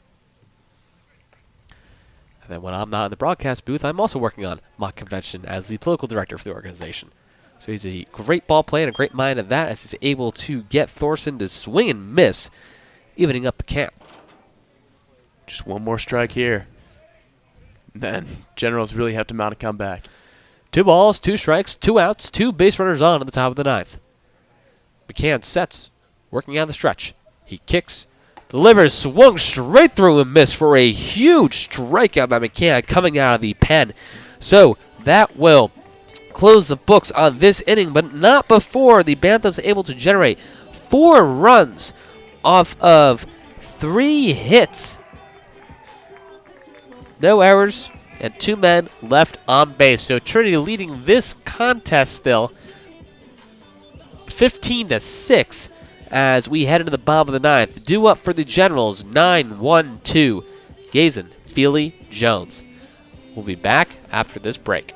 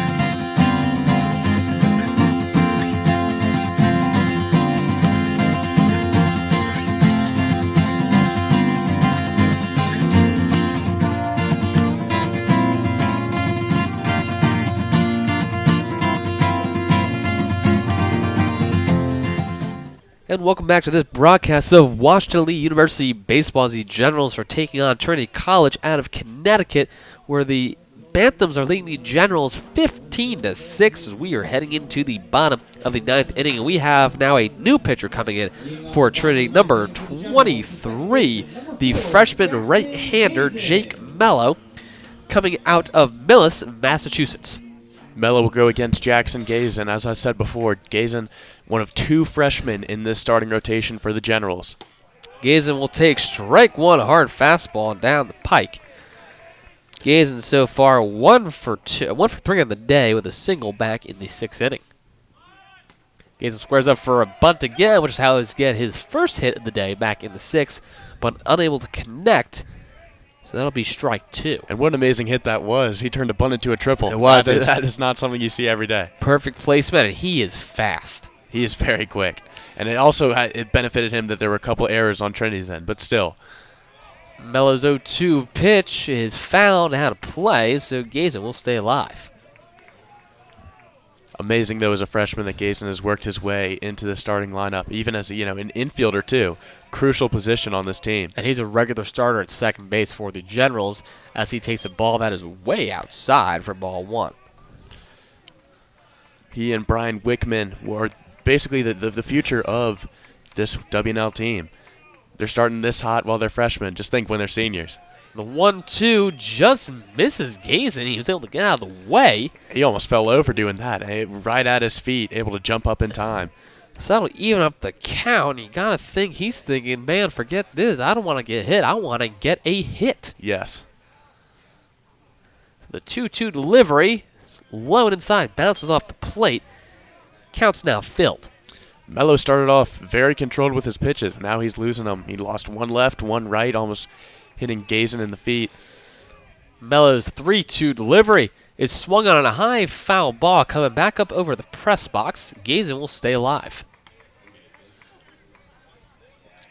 Gazen somehow staying alive in this at-bat. Almost got hit. Fouled one off. A couple strikes. He's seen it all right now. And 3-2 does drill Gazen. And so, after avoiding that other one, he will make it to first base on the hit by pitch. Gazen really got dinged on that one, too. That one looked like it hurt. He did. So now with one man on, the senior shortstop Chadwick Feely will come to the plate. Feely currently 0 for on the day with 2 backwards Ks. Of course, he's in search of the 2 hits he needs to tie the program record for most hits, as he sees a fastball down the pike for strike 1.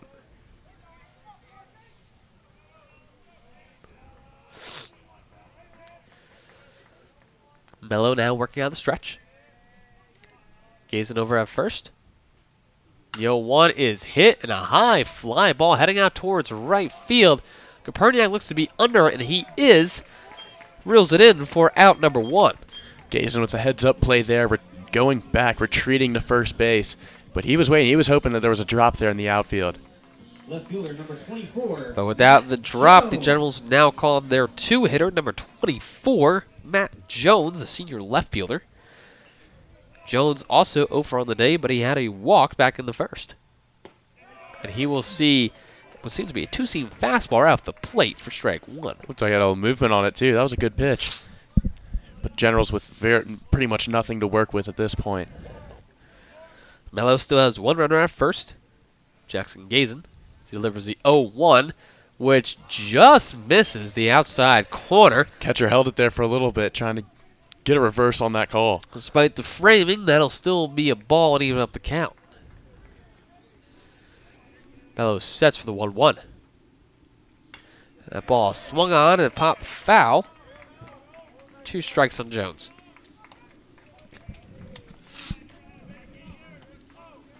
Jones taking his time here to get set. 2 strikes, 1 out on the board. Mello sets the 1-2 delivery. And that ball lands right on the outside corner. Goes right past for a backwards K. And 2 strikes now on the board for the Generals. So Jason still on first. as Jones goes down with the strikeout, the final out will fall on the 3-hitter number 7, Jason Volpicelli, the sophomore third baseman. Generals still down by 9 in this contest. Mello sets. First pitch is off the plate for ball 1. Mello's got a perfect situation here. Got the Generals right where he wants them. Mello leans in to get his sign. Kicks. Delivers. Hits that outside corner again where he has been living for the past 3 batters. He has been lighting that spot up, and it's gotten every single batter he's faced. So now the count is even as 1-1. Mello sets and delivers. Ball hits the corner again, a little bit more outside. Clearly a ball from where we're standing. The umps agrees. 2-1.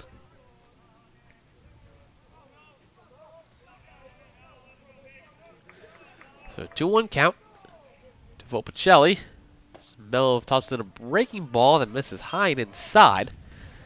Volpicelli now moves to 3 balls and 1 strike.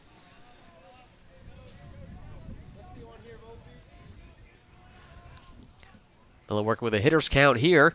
Delivers on the outside corner, but too low. Volpicelli will draw the walk. Going forward, though, one of the bright spots in this game, and the bright spots on this team, is Volpicelli. And as he said earlier, one of the leaders on this team. He leads the Washington Elite team in batting average, hits, and slugging percentage. Absolutely. Now he'll be moved over to first as Gazen moves to second. This will bring up number 19, the senior first baseman, Zach Lowenberg, to the dish.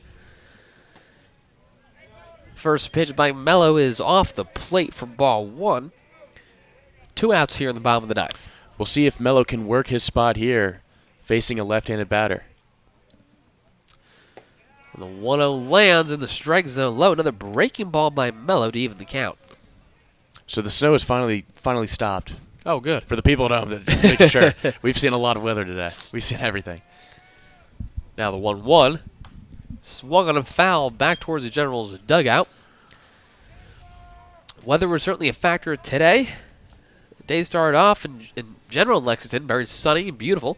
Then it turned into a quick rainstorm that didn't seem that wanted to let up. But 20 minutes later, thanks to the rain delay, feels ready to play. And now we have cotton candy skies to end the game.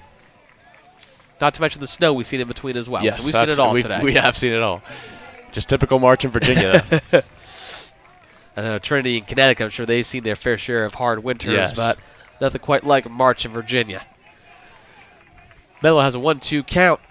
Kicks and delivers. That almost drills Lowenberg. That gets behind to the backstop. So Gazen and Volpicelli will advance to third and second, respectively.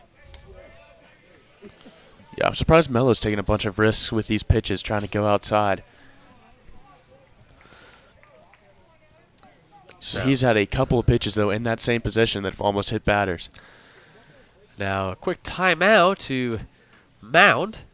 Looks like the ball maybe slipped out of Mello's hand. He's holding his hand out there. Anyway, it's 2 balls, 2 strikes, 2 outs to Zach Lowenberg. Looks like the conference ended, as Thronson is heading back towards the plate. Mello steps on the rubber. And the 2-2 pitch swung on and fouled out of play. Lowenberg stays alive.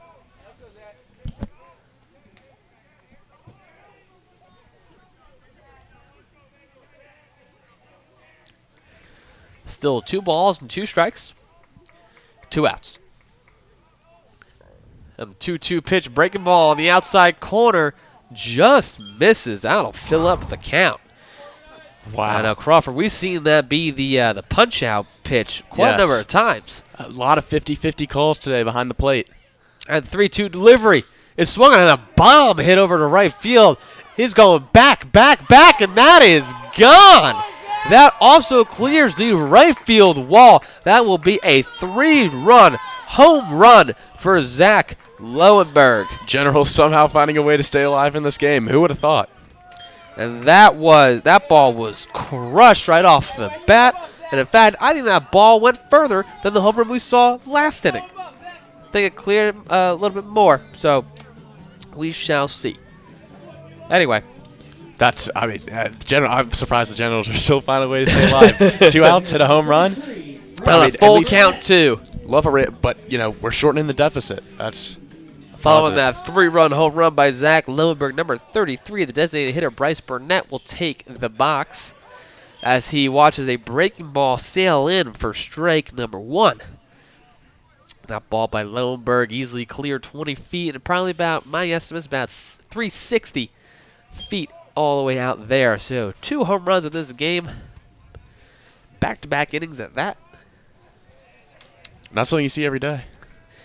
Just like snow, rain, and sunshine all together. And now Burnett hits a high fly ball going back out to left field. But Lauder will be under and reels it in for the final out of the game.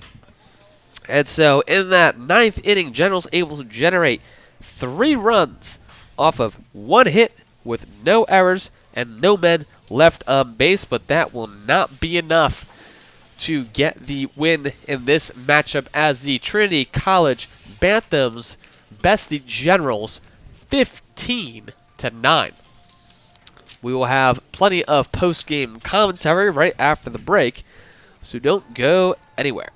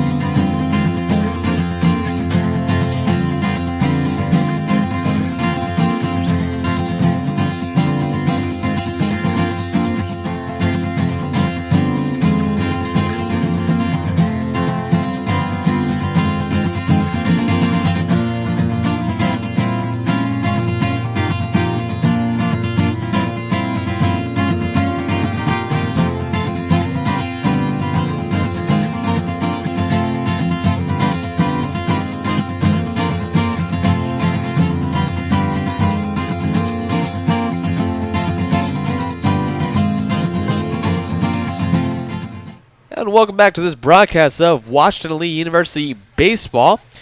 If you were listening, you would know that Trinity College out of Connecticut just bested the Washington Lee Generals in a 15-9 game. Throughout the course of the game, Trinity able to generate 20 hits on 2 errors. Washington Lee able to generate 9 runs off of 8 hits and 2 errors. The win in this game, once I find it on my sheet, will go to Will Simeone, who will even himself out to 1-1, while the loss will go to Jack Boise, falling to 0-1 on the year. Due to the high disparity in the runs, 15-9, there was not a save opportunity, and thus no save was given. And so, game just finished just under 3 hours here at Captain Dick Smith Field, where the Generals, with this loss, will now fall to 8-11, while Trinity College will improve to 7-2. And certainly, Crawford, in a game where you're able to generate 20 hits, I mean, compared to your opponent only able to generate 8 hits, that's a huge difference, and that's going to lead to a lot of runs. Yeah, it's not like Trinity's win was any mystery here. They were able to completely overpower the Generals. As you said, 20 hits, 15 runs, 2 innings where they put up 4 runs. That's what really killed the Generals there. Generals on the other end of things, as I said earlier, just unable to get any response whatsoever behind the plate. None whatsoever. But we had some good arms out there on the mound today. Will Simeon for Trinity pitching 7 complete innings, allowing 7 hits on 6 runs, 3 walks, and 3 strikeouts. While Washington Lee, Jack Boyce threw 4 innings, 9 hits, 6 runs. But we saw some great relief opportunities by Andrew Ervelino, able to get an out in a huge situation, and also Peyton McCann called on to generate a strikeout coming right out of the pen. Yeah, some bright spots definitely for both Trinity and WNL when it came to the pitching rotations. WNL running a much heavier pitching rotation due to the fact that they've got a plethora of games coming up, including a doubleheader coming up very soon. So they had to rotate their arms and not wear anyone out. But a couple of solid performances on the mound. Jack Boyce was really a good person to look at with those first 3-4 innings he pitched, only allowing 2 runs. And he came into today with an 11 ERA, so that's pretty good for him. But he got things going and he established a precedent. It's just that the bats of WNL were never able to back up the pitching performance.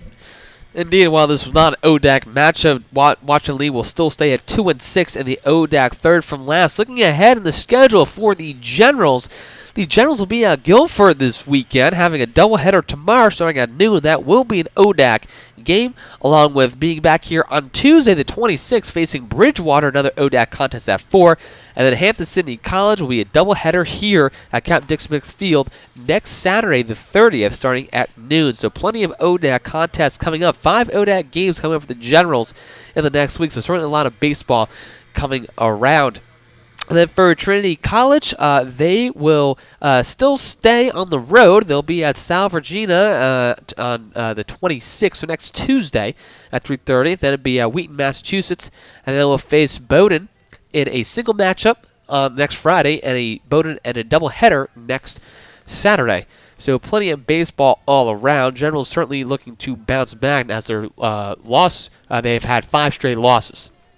So certainly not a way we want to keep on going. But nonetheless, this broadcast of Generals Athletics has been brought to you in part by the Washington Lee University Store. Celebrate your favorite Generals team with a sports tee, decal, or hat. If you could think of it, we probably have it. The store is open 7 days a week and is owned and operated by WNL. All proceeds go back to the Washington Lee community, helping to fund athletic, alumni, and student programs. Order online anytime at store.wlu.edu, and be sure to follow us on Facebook and Twitter for exclusive online promotions. Go Generals! Well, that'll do it for us here in the press box for this matchup. You might be able to catch us next week calling some of the Generals games going on. But Crawford, thank you so much for joining me on this venture, and special thanks out to Andy McEnroe, our producer with First Team Broadcasting. Thank you for all you do, Andy.